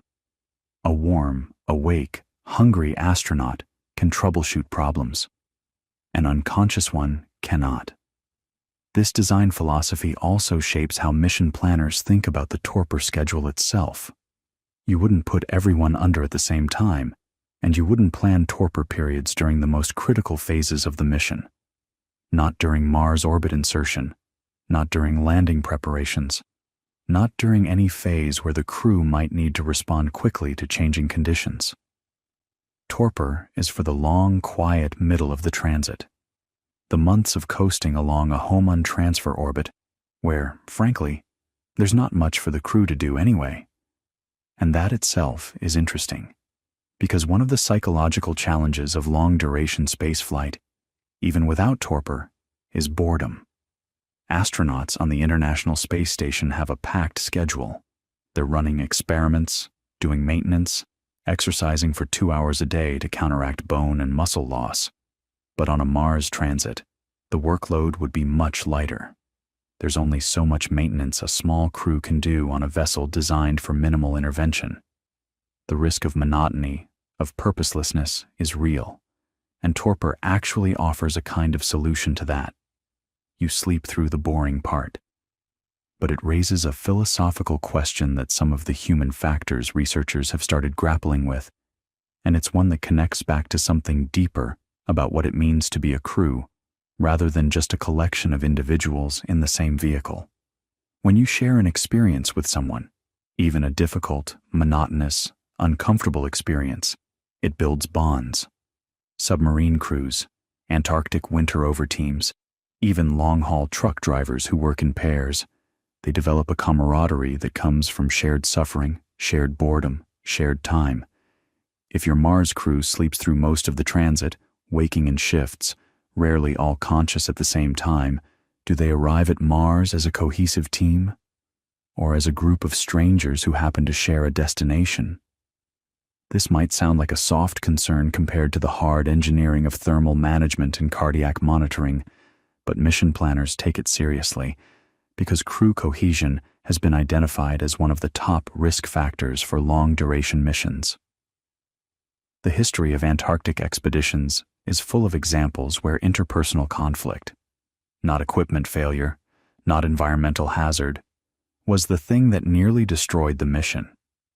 So some of the design proposals include deliberate overlap periods where multiple crew members are awake simultaneously. Maybe you have 2 days where the outgoing watchstander and the incoming one are both conscious, sharing meals, debriefing, maintaining that social fabric. It's a small thing, but in the context of a mission that might last 2.5 years from departure to return, those overlapping days might be the threads that hold the crew together as a functioning unit. And this connects to another dimension of the torpor problem that engineers have only recently started to take seriously, which is the question of what happens to the brain during extended periods of reduced consciousness, not just cognitively in terms of reaction times and memory, but neurologically, at the level of synapses and neural circuits. Because we know from studies of natural hibernators that the brain undergoes remarkable changes during torpor. Ground squirrels, those animals we talked about earlier, actually lose a significant fraction of their synaptic connections during deep torpor. Their neurons retract their dendrites, the branching structures that receive signals from other neurons, and the synapses that connect one neuron to another physically disassemble. It's as if the brain is being partially dismantled. And then, during the interbout arousal periods, those brief warmings every week or two, the synapses rebuild. The dendrites extend again, connections are reformed, and the brain essentially reconstructs itself. This is one of the reasons those interbout arousals seem to be so critical. The animal isn't just warming up to clear metabolic waste or replenish energy stores. It's warming up to rebuild its brain. Now, the obvious question is whether something similar would happen in a human undergoing therapeutic torpor at 32 to 34 degrees Celsius, which is much milder than the near-freezing temperatures of a hibernating ground squirrel. And the honest answer is that we don't fully know. There's some evidence from therapeutic hypothermia patients that mild cooling over periods of days does not cause the dramatic synaptic retraction seen in deep hibernation, but those cooling periods are typically 24 to 72 hours, not 14 days. Nobody has kept a human at 33 degrees for 2 weeks, so we're in genuinely uncharted territory. And this is where the animal research becomes not just interesting but essential. Because if there's a duration threshold beyond which even mild hypothermia starts to affect synaptic integrity, that would fundamentally constrain how long each torpor bout can safely last. Some of the most provocative recent work on this has come from researchers studying the molecular mechanisms of synaptic disassembly and reassembly in hibernators. Because it turns out that the proteins involved in rebuilding synapses after torpor are closely related to proteins that are implicated in neurodegenerative diseases in humans. There's a protein called RBM3, RNA binding motif protein 3, that was identified by researchers at the University of Leicester. And what they found is that RBM3 is upregulated, meaning the body produces more of it when temperatures drop. It's a cold shock protein, one of a small family of proteins that cells manufacture specifically in response to cooling. And what the Leicester team, led by Giovanna Malucci, demonstrated around 2015 was something genuinely remarkable. They were studying neurodegenerative disease in mice, prion disease, and Alzheimer's-like conditions, and they found that when these mice were cooled, their brains lost synapses just like hibernating animals do. But here's the key part. When the mice warmed back up, the healthy mice rebuilt those synapses completely. The mice with neurodegenerative disease did not. Their synapses stayed gone. The connections never came back. And the difference, the thing that separated recovery from permanent loss, was RBM3. In the healthy mice, cooling triggered a surge of RBM3 production, and that protein essentially acted as a molecular scaffold for synaptic reconstruction. It helped the dendrites reach back out, helped the receptor proteins get reinstalled at the right locations, helped the whole intricate architecture of neural connectivity reassemble itself. In the diseased mice, RBM3 levels were too low. The rebuilding machinery was broken. And when Malucci's team artificially boosted RBM3 in the diseased mice, just cranked up production of this one protein using genetic techniques, the mice rebuilt their synapses.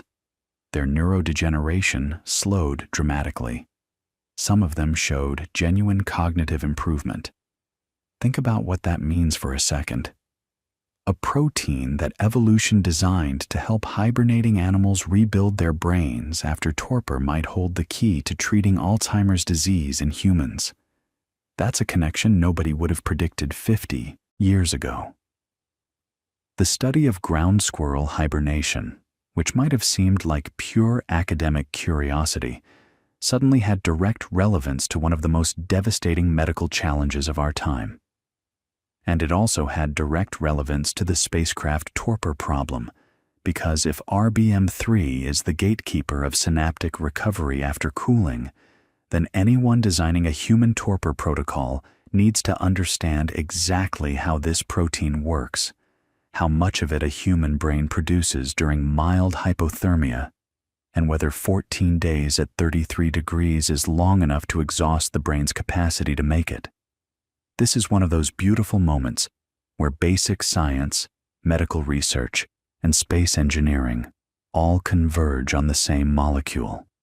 And it illustrates something important about how the torpor problem is actually being attacked. Not by one team of aerospace engineers sitting in a room designing pods, but by a sprawling, loosely connected network of researchers in neuroscience, molecular biology, critical care medicine, veterinary science, and yes, aerospace engineering, all working on different pieces of the same puzzle without always realizing it. Now, RBM3 isn't the only molecular player worth watching.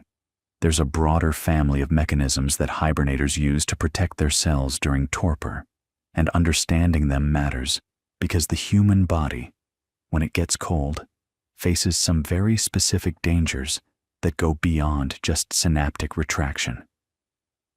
Let's talk about one of the big ones: oxidative stress.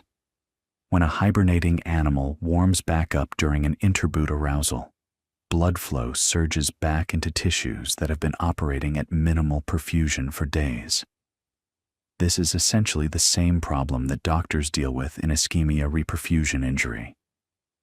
When blood flow is restored to tissue that's been deprived of oxygen, the sudden rush of oxygenated blood generates a burst of reactive oxygen species, which are these highly destructive molecular fragments that can damage cell membranes, proteins, and DNA.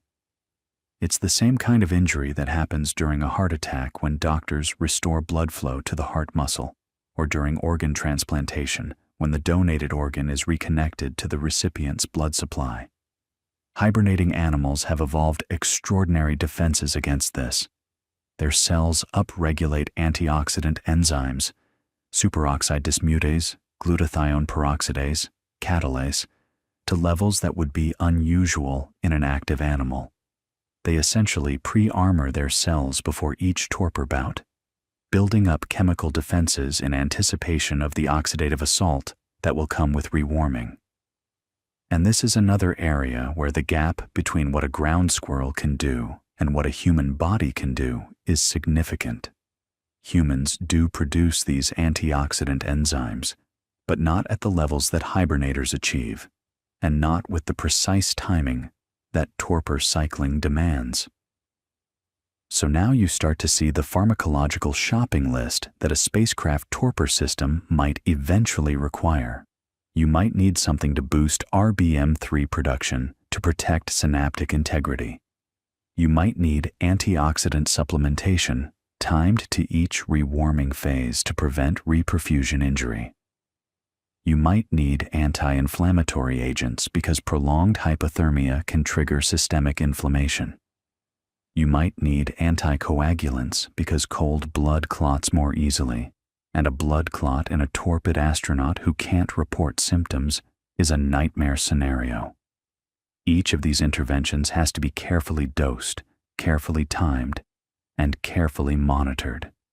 And remember, this is all happening autonomously, managed by the AI system we talked about earlier, because the patient can't advocate for themselves, and there may not be a physician awake on the ship.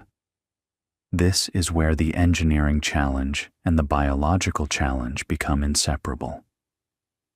You can't design the pod without understanding the pharmacology. You can't design the pharmacology without understanding the biology of torpor at the molecular level. And you can't validate any of it without doing the experiments that nobody has done yet, keeping a large mammal, ideally a primate, in mild therapeutic torpor for 14 continuous days, and then studying what happens at the cellular, synaptic, and cognitive level during recovery. That experiment is the critical unknown at the center of this entire enterprise, and as of the early 2020s, it hasn't been done. But here's what's interesting about the trajectory of this research. The pieces are converging faster than you might expect. Hrvatin's work on Q neurons, which showed that you can induce torpor-like states in mice that don't naturally hibernate, opened a door that had been closed for decades. If you can trigger the torpor state on demand using targeted neural stimulation, rather than relying on drugs with unpredictable systemic effects, that changes the engineering calculus significantly. Instead of infusing a chemical hibernation trigger through the bloodstream and hoping it reaches the right targets at the right concentrations, which is essentially what all the early HIT and hydrogen sulfide approaches were trying to do, you could potentially use a precisely targeted intervention, maybe optogenetic, maybe pharmacogenetic, maybe even a carefully tuned electrical stimulation to activate the brain's own torpor circuitry. And the Q neuron discovery also suggested something profound about evolutionary biology, which is that the neural circuitry for torpor might be conserved even in species that don't use it. Mice don't hibernate, but they have the neurons. The hardware is there. It's just not normally activated. The tantalizing question is whether humans have equivalent circuitry. Dormant torpor neurons sitting somewhere in our hypothalamus, waiting for a signal that our species stopped sending tens of millions of years ago. We don't know the answer yet, but the fact that torpor-like states can be induced in a non-hibernating mammal is at minimum proof of concept that the line between hibernator and non-hibernator might be blurrier than we thought. So let's bring this back to the spacecraft. Let's say it's 2045 or 2050, and the molecular biology has matured enough that we have a reliable, safe protocol for inducing 14-day torpor bouts in humans. The pharmacological support package is worked out. RBM3 boosters, antioxidant timing, anticoagulation, anti-inflammatory management, all of it validated in primate studies, and maybe even in early human trials conducted in hospital settings on Earth. The pod engineering has been refined through years of ISS and lunar gateway testing. The AI monitoring system has been trained on thousands of hours of real torpor data. What does the actual Mars transit look like from the crew's perspective? Here's one version that Spaceworks and others have sketched out. The crew launches from Earth orbit, fully awake, and spends the first few days doing final vehicle checks, settling into the habitat, confirming all systems are nominal. This is familiar territory. It's essentially what astronauts do now on the way to the ISS, just scaled up. Then, maybe 3 or 4 days into the transit, the first crew member enters their pod for the initial torpor bout. The cooling begins, surface cooling pads, maybe a mild sedative to ease the transition, the nasogastric tube already placed and delivering a slow trickle of nutrient solution. Core temperature drops gradually over 6 to 8 hours from 37 down to about 33 degrees. Metabolic rate falls. Heart rate slows to maybe 40 beats per minute. Breathing becomes shallow and slow. The astronaut is unconscious, not in natural sleep, but in a state that resembles deep clinical sedation combined with metabolic suppression. 14 days pass. The pod systems maintain temperature, deliver nutrition, manage waste, monitor dozens of physiological parameters. The AI watches for anomalies, cardiac arrhythmia, signs of infection, blood chemistry drifting out of range, any of the 100 things that could go wrong. Meanwhile, at least one crew member is awake, doing their watchstander rotation, monitoring the ship, exercising to maintain their own muscle and bone, probably counting the days until their own torpor bout begins and they can escape the loneliness. Then the rewarming sequence initiates. This is the critical phase, the one that all the RBM3 and antioxidant research is really about. Temperature comes back up slowly, maybe 1 degree per hour. The pharmacological support package kicks in. Antioxidants timed to the reperfusion surge, maybe a bolus of RBM3 boosting compound if the protocol calls for it. Lighting in the pod shifts gradually from darkness to a warm dawn simulation. Audio cues begin, first just ambient sound, then perhaps familiar music, then a calm voice orientation. The astronaut's brain is rebuilding synapses, reconnecting circuits, coming back online like a computer restarting after a deep power save. Cognitive function returns in stages, first basic awareness, then orientation, then motor coordination, then higher executive function. The whole process might take 12 to 24 hours before the crew member is truly functional. And then they have their overlap period, maybe 48 to 72 hours awake, overlapping with the current watchstander, sharing a meal, catching up on mission status, doing maintenance tasks, re-establishing social bonds, and then back into the pod for another 14-day bout. This cycle repeats, roughly, for the 6 to 7 months of the Mars transit. Each crew member might undergo 12 to 15 torpor bouts over the course of the journey, with each bout separated by a few days of wakefulness. Now, the cumulative effects of that cycling are one of the biggest open questions. One bout of 14-day torpor might be perfectly safe, but 12 bouts? 15? Each one involving synaptic retraction and rebuilding, each one involving a reperfusion event, each one putting stress on the cardiovascular system, the immune system, the endocrine system. This is where the analogy to repeated anesthesia becomes relevant again, and where the long-term studies simply haven't been done. There's a real possibility that the protocol works beautifully for the first 5 or 6 cycles, and then something starts to degrade. Maybe RBM3 production diminishes with repeated cold exposure. Maybe the antioxidant defenses become less effective. Maybe cumulative micro-injuries to blood vessel walls start to add up. These are the kinds of failure modes that only show up in extended testing, and they're the reason why any responsible development program would need years of animal studies followed by carefully staged human trials before anyone sleeps their way to Mars. But there's another dimension to this whole enterprise that we haven't really explored yet, and it's one that engineers and mission planners think about constantly, even though it rarely makes it into the popular accounts of torpor research. It's the question of what happens when things go wrong, not with the biology, but with the mission itself. Because a Mars transit isn't just a long nap.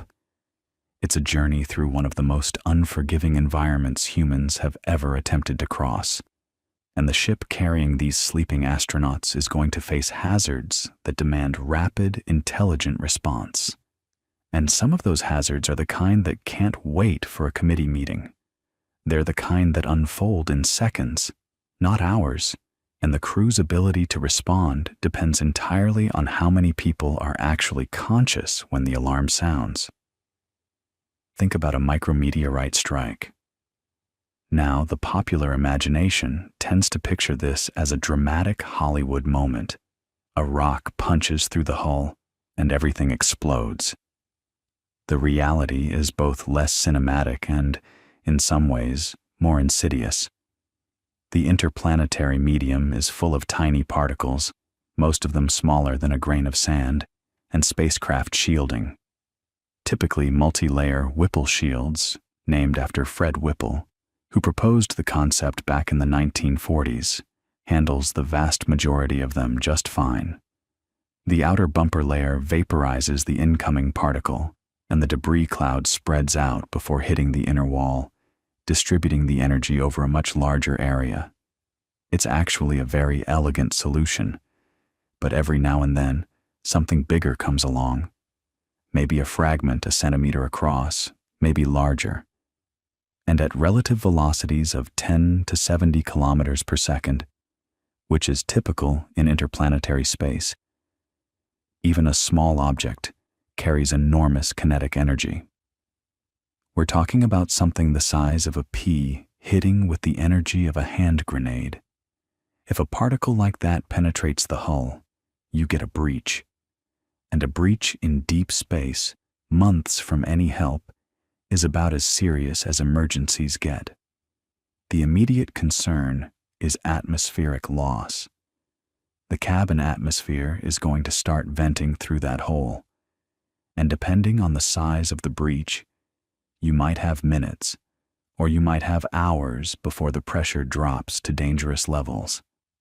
On the International Space Station, the crew has trained extensively for this scenario. They close hatches between modules to isolate the leak. They use ultrasonic detectors to find the breach point, and they patch it. The whole process depends on having alert, coordinated crew members who can move quickly through the vehicle, make decisions, and perform manual repairs.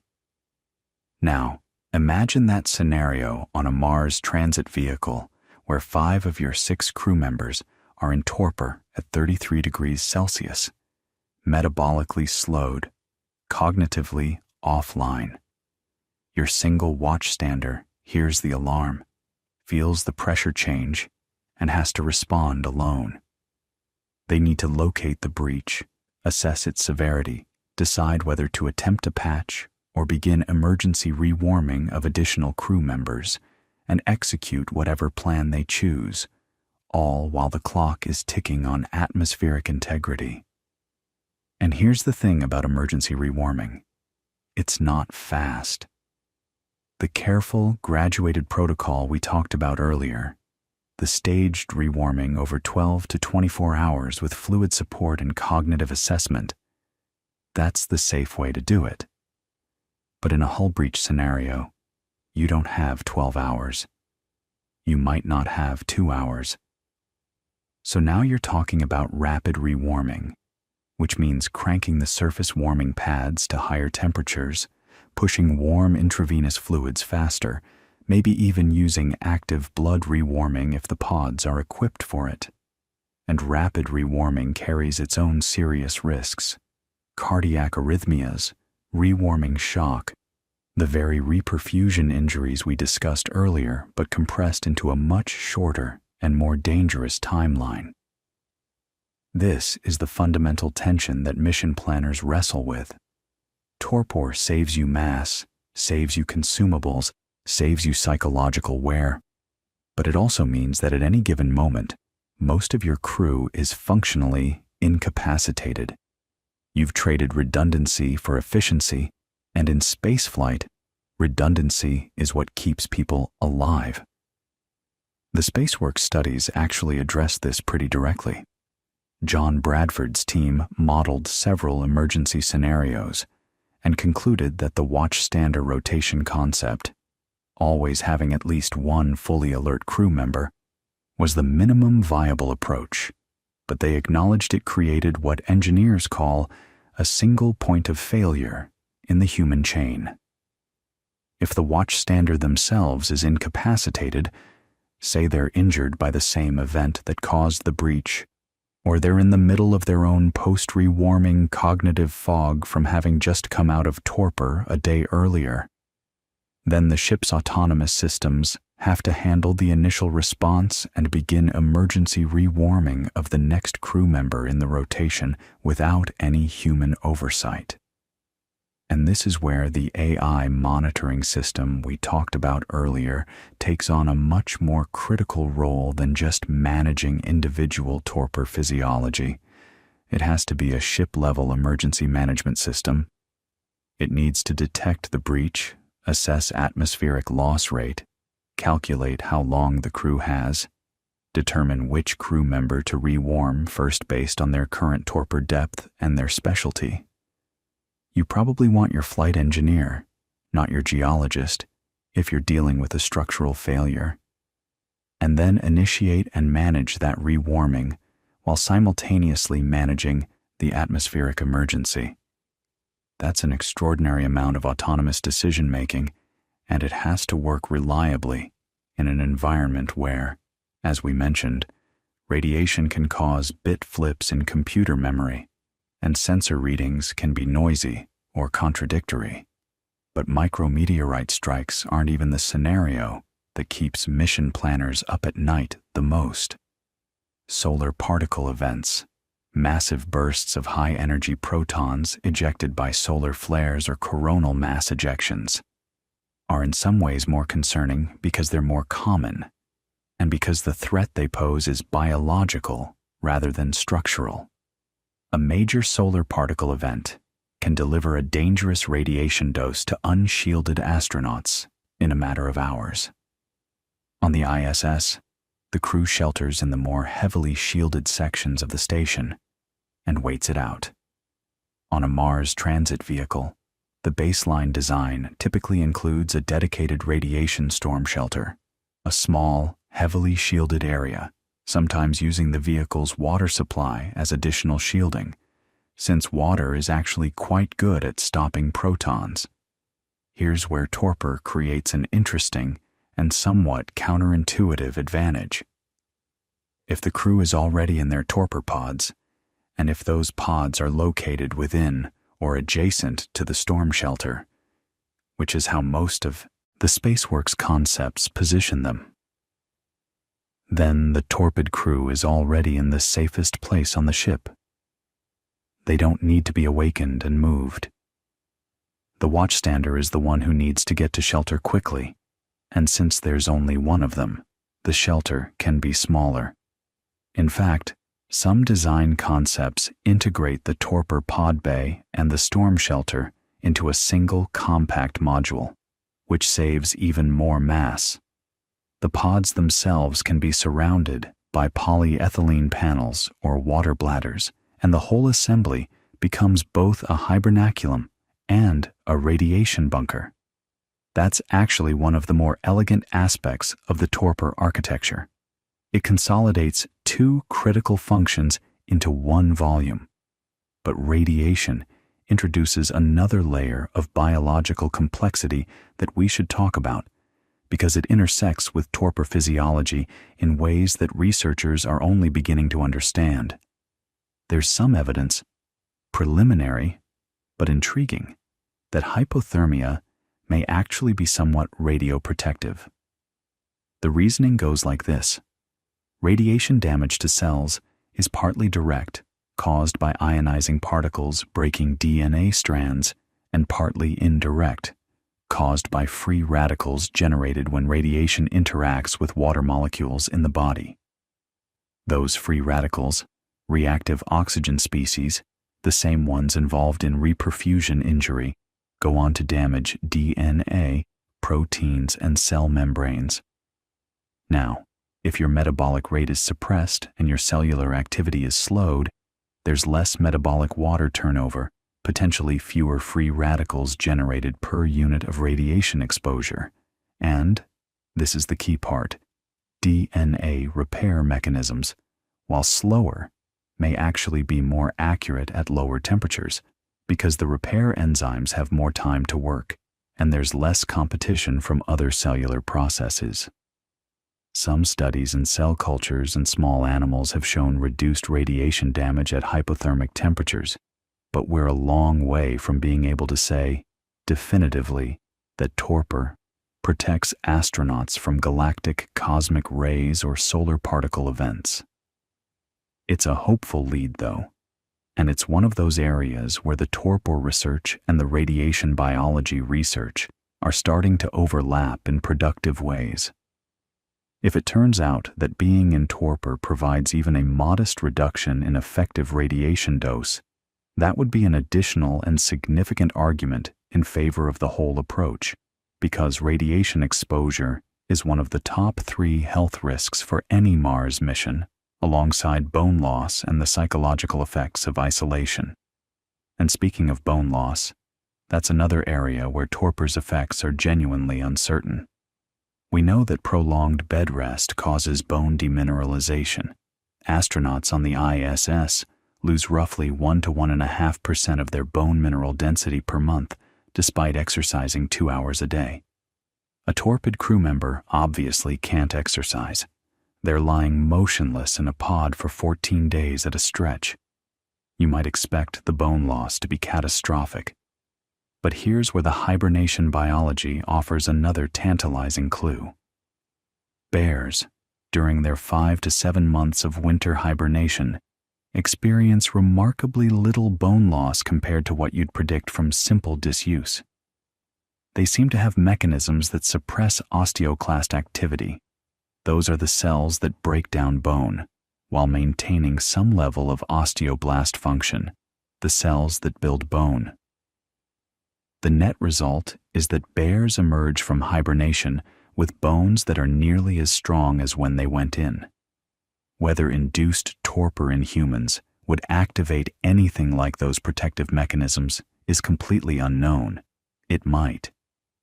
The emerging picture from Hervatine and Sakurai's work on Q neurons suggests that torpor activation engages a broad suite of coordinated physiological changes, not just a drop in temperature. If the torpor state triggers even a partial version of the bone protective response that bears use, that would be enormously valuable for spaceflight. If it doesn't, if human torpor is basically just cold bed rest, then you'd need to incorporate some kind of mechanical loading during the torpor bouts, maybe through the pod design itself. Some concepts have proposed mild electrical muscle stimulation during torpor, just enough to maintain some mechanical stress on the skeleton without fully waking the person. It's speculative, but it's the kind of creative engineering solution that this whole field demands. You start to see how all of these threads weave together. The biology, the engineering, the mission design, the emergency planning. None of them exist in isolation. The decision to use torpor on a Mars mission isn't a single decision. It's a cascade of hundreds of interconnected design choices, each one constrained by the others. The torpor bout duration affects the rewarming protocol, which affects the pharmaceutical package, which affects the pod design, which affects the mass budget, which affects the vehicle architecture, which affects the emergency response capability, which affects the crew rotation schedule, which affects the psychological support strategy. Change any one variable, and the ripples propagate through the entire system. And this systems level complexity is exactly why the field has moved relatively slowly compared to what the initial excitement might have suggested. After Spaceworks published their studies in 2013 and 2014, there was a wave of media coverage that made it sound like astronauts would be sleeping their way to Mars within a decade or two. The reality is that the research has progressed steadily but carefully, because the responsible path forward requires answering questions in sequence rather than in parallel. You can't design the pod until you know the bout duration. You can't set the bout duration until you understand the cumulative effects. You can't understand the cumulative effects until you've done the long-term animal studies. And those animal studies require funding, institutional commitment, and time. Years of careful observation to see what 12 or 15 torpor cycles actually do to a primate body. And as of right now, in the mid-2020s, that definitive large primate study still hasn't been completed. There have been smaller efforts, shorter studies, promising fragments of data, but the full dress rehearsal, taking a non-human primate through a realistic Mars transit torpor protocol, multiple bouts over months, with full physiological monitoring, that experiment is still ahead of us. And until it happens, everything else remains, in a sense, provisional, beautifully reasoned, carefully modeled, increasingly plausible, but provisional. So let's talk about where things actually stand and where they're headed, because the picture is more interesting and more nuanced than you might expect. One of the quieter but genuinely significant developments in the last few years has been the growing convergence between the torpor for spaceflight community and the broader field of suspended animation research in medicine. For a long time, these were somewhat separate conversations. The spaceflight people were talking about healthy astronauts on long missions, and the medical people were talking about trauma patients bleeding out in emergency rooms. But the underlying biology is the same. When Samuel Tischerman at the University of Maryland began his groundbreaking work on emergency preservation and resuscitation, EPR as it's called, he was essentially asking the same question the spaceflight researchers were asking. Can you cool a human body down, slow its metabolism dramatically, buy yourself time, and then bring the person back without damage? Tischerman's approach is more extreme. He's talking about replacing a trauma patient's blood with ice-cold saline, dropping their body temperature to around 10 degrees Celsius, which is far colder than anything the spaceflight community envisions. At that temperature, cellular metabolism essentially stops. The surgical team gets maybe an hour or two to repair catastrophic injuries that would otherwise be fatal within minutes. Then they rewarm the patient and restore circulation. The first human trials of EPR began around 2019 at the University of Maryland Medical Center, and while the full results are still being carefully analyzed and published, the very fact that the trial proceeded tells you something important. It tells you that the institutional and ethical frameworks for deliberately inducing profound hypothermia in humans have matured to the point where a major medical center was willing to move forward. And the lessons learned from EPR about rewarming rates, about reperfusion injury management, about the pharmacological support needed during and after deep cooling, those lessons feed directly into the spaceflight torpor research. The two fields are cross-pollinating in ways that accelerate both. Here's another thread worth following. Remember Sinisa Hirvatan's work at Harvard, identifying those cue neurons in the hypothalamus that could induce a torpor-like state in mice, animals that don't naturally hibernate? That research has continued to deepen. By the early 2020s, multiple labs were mapping the neural circuitry of torpor-induction with increasing precision, using optogenetics and chemogenetics to activate or silence specific neuron populations and observe the effects on metabolism, heart rate, and body temperature.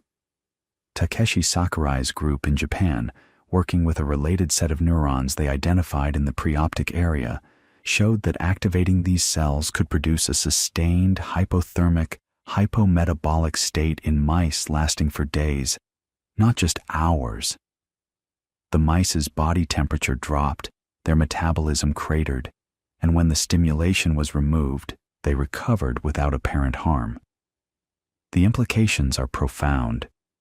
If torpor can be reliably induced through targeted neural stimulation rather than through external cooling or pharmacological cocktails, you potentially solve several problems at once. You get a more physiologically natural entry into the torpor state because you're activating the brain's own thermoregulatory machinery rather than fighting against it. You might get better metabolic suppression because the brain is coordinating the whole body response the way it would in a natural hibernator.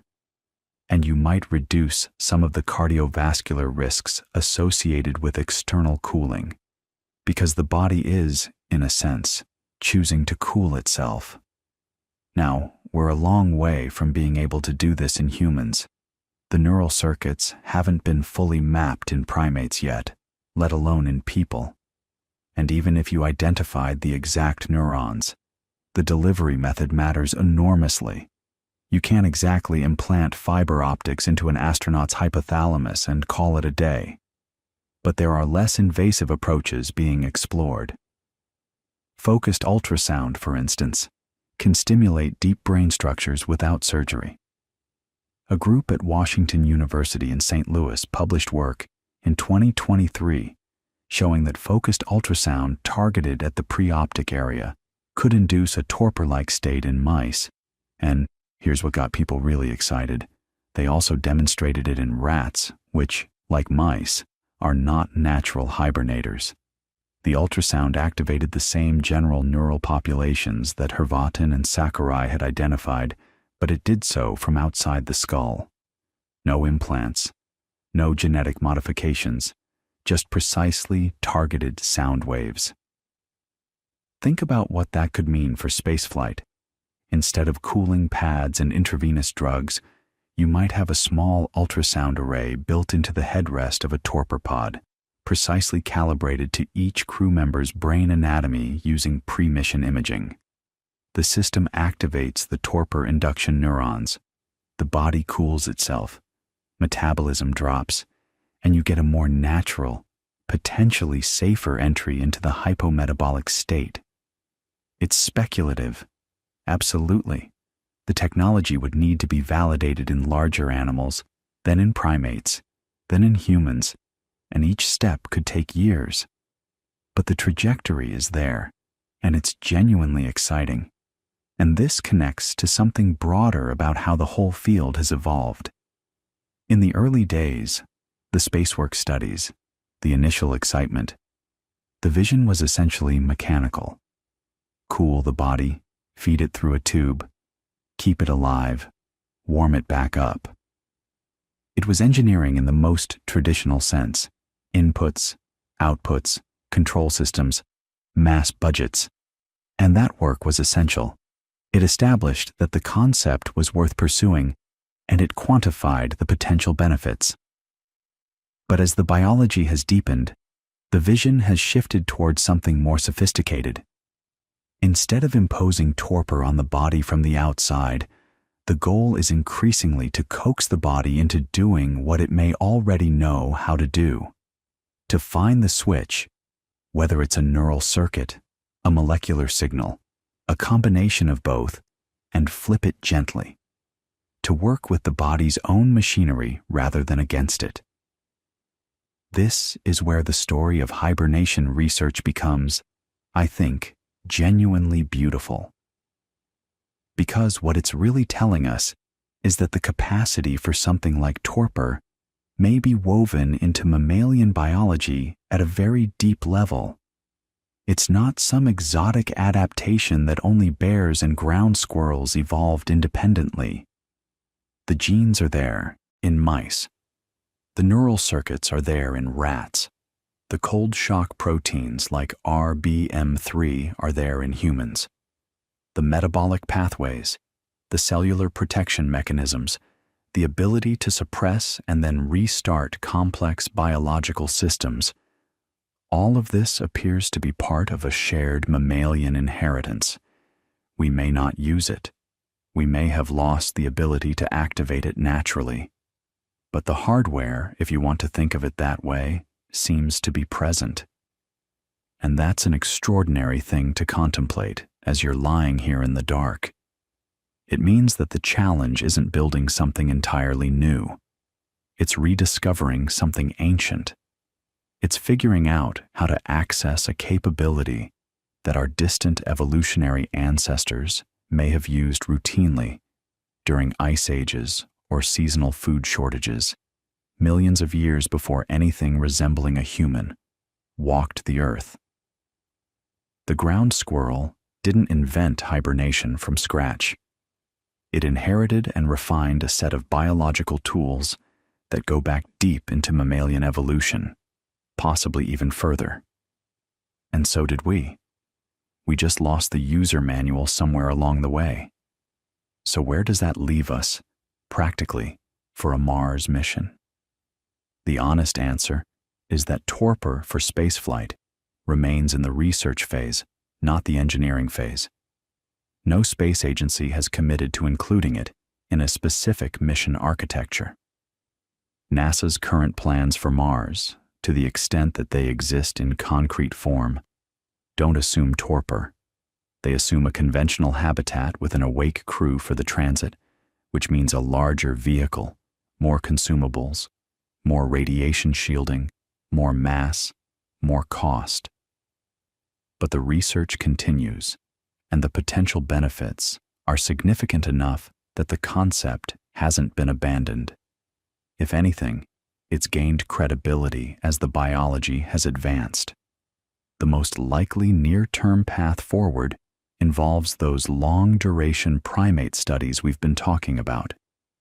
If a research group can demonstrate, convincingly, reproducibly, with thorough physiological monitoring, that a non-human primate can undergo 10 to 15 torpor cycles over several months and emerge with intact cognitive function, healthy bones, stable cardiovascular performance, and no cumulative organ damage, that would be a watershed moment.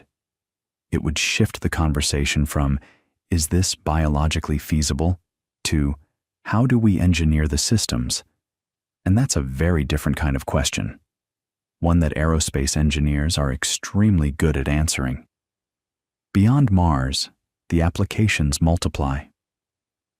Think about missions to the outer solar system, Jupiter's moons, Saturn's moons, destinations that might take years to reach even with advanced propulsion.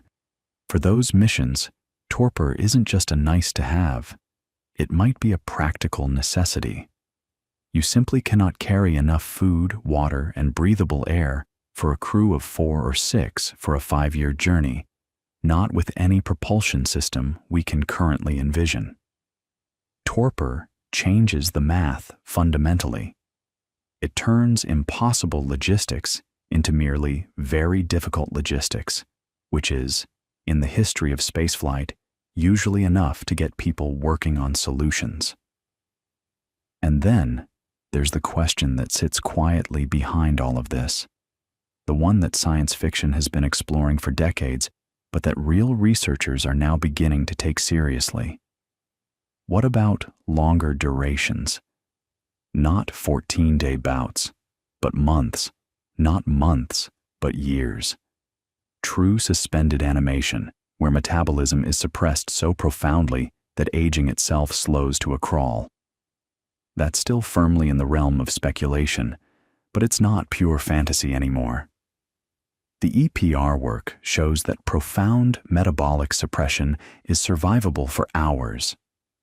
The torpor research shows it's survivable for days or weeks in smaller mammals. The question of whether it can be extended further and what the biological limits actually are is an open one, and open questions are where science lives. But lying here thinking about all of this, what strikes me most isn't the engineering or the biology or the mission architectures. It's the audacity of the whole endeavor. Somewhere, right now, there are researchers carefully monitoring the body temperature of a mouse in a lab, watching it drop degree by degree as focused ultrasound activates a tiny cluster of neurons deep in its brain. And the reason they're doing that, the reason they chose this career, this experiment, this particular Tuesday night in the lab, is because they believe that what they learn from that mouse might someday help a human being survive a journey to another planet. The line from that mouse in that lab to a sleeping astronaut drifting through the void between Earth and Mars is long and uncertain and full of obstacles that haven't been solved yet. But it's a real line. Each experiment shortens it a little. That's what engineering is when you really get down to it. It's the patient, stubborn, sometimes tedious work of turning impossible things into merely difficult things, and then turning difficult things into routine things. Every bridge you've ever driven across was once someone's impossible idea. Every airplane you've ever flown in was once a fantasy. And someday, maybe not soon, maybe not in the way we currently imagine, but someday, a human being is going to close their eyes inside a torpor pod, feel their body cool, feel their thoughts slow and soften, and drift into a deep, protected sleep as their spacecraft carries them away from Earth, across millions of miles of empty space, toward a new world. And when they wake up, groggy and stiff and blinking in the low light, Mars will be filling their window. They'll have slept through the longest, loneliest journey any human has ever taken. And it will have started with a ground squirrel in a burrow, curled up against the cold, its heart beating once every few minutes, waiting for spring. That's a nice thought to fall asleep to, I think. The idea that nature figured this out a long time ago, and we're just slowly, carefully, respectfully learning how to borrow the trick. So let your own breathing slow down. Let your thoughts get soft around the edges. You don't need to remember any of the details, the Q neurons, the RBM3 proteins, the mass budgets, the rewarming protocols. They'll all be there if you want to find them again. For now, just rest. The researchers are still working. The questions are still open. And the stars, as always, are patient.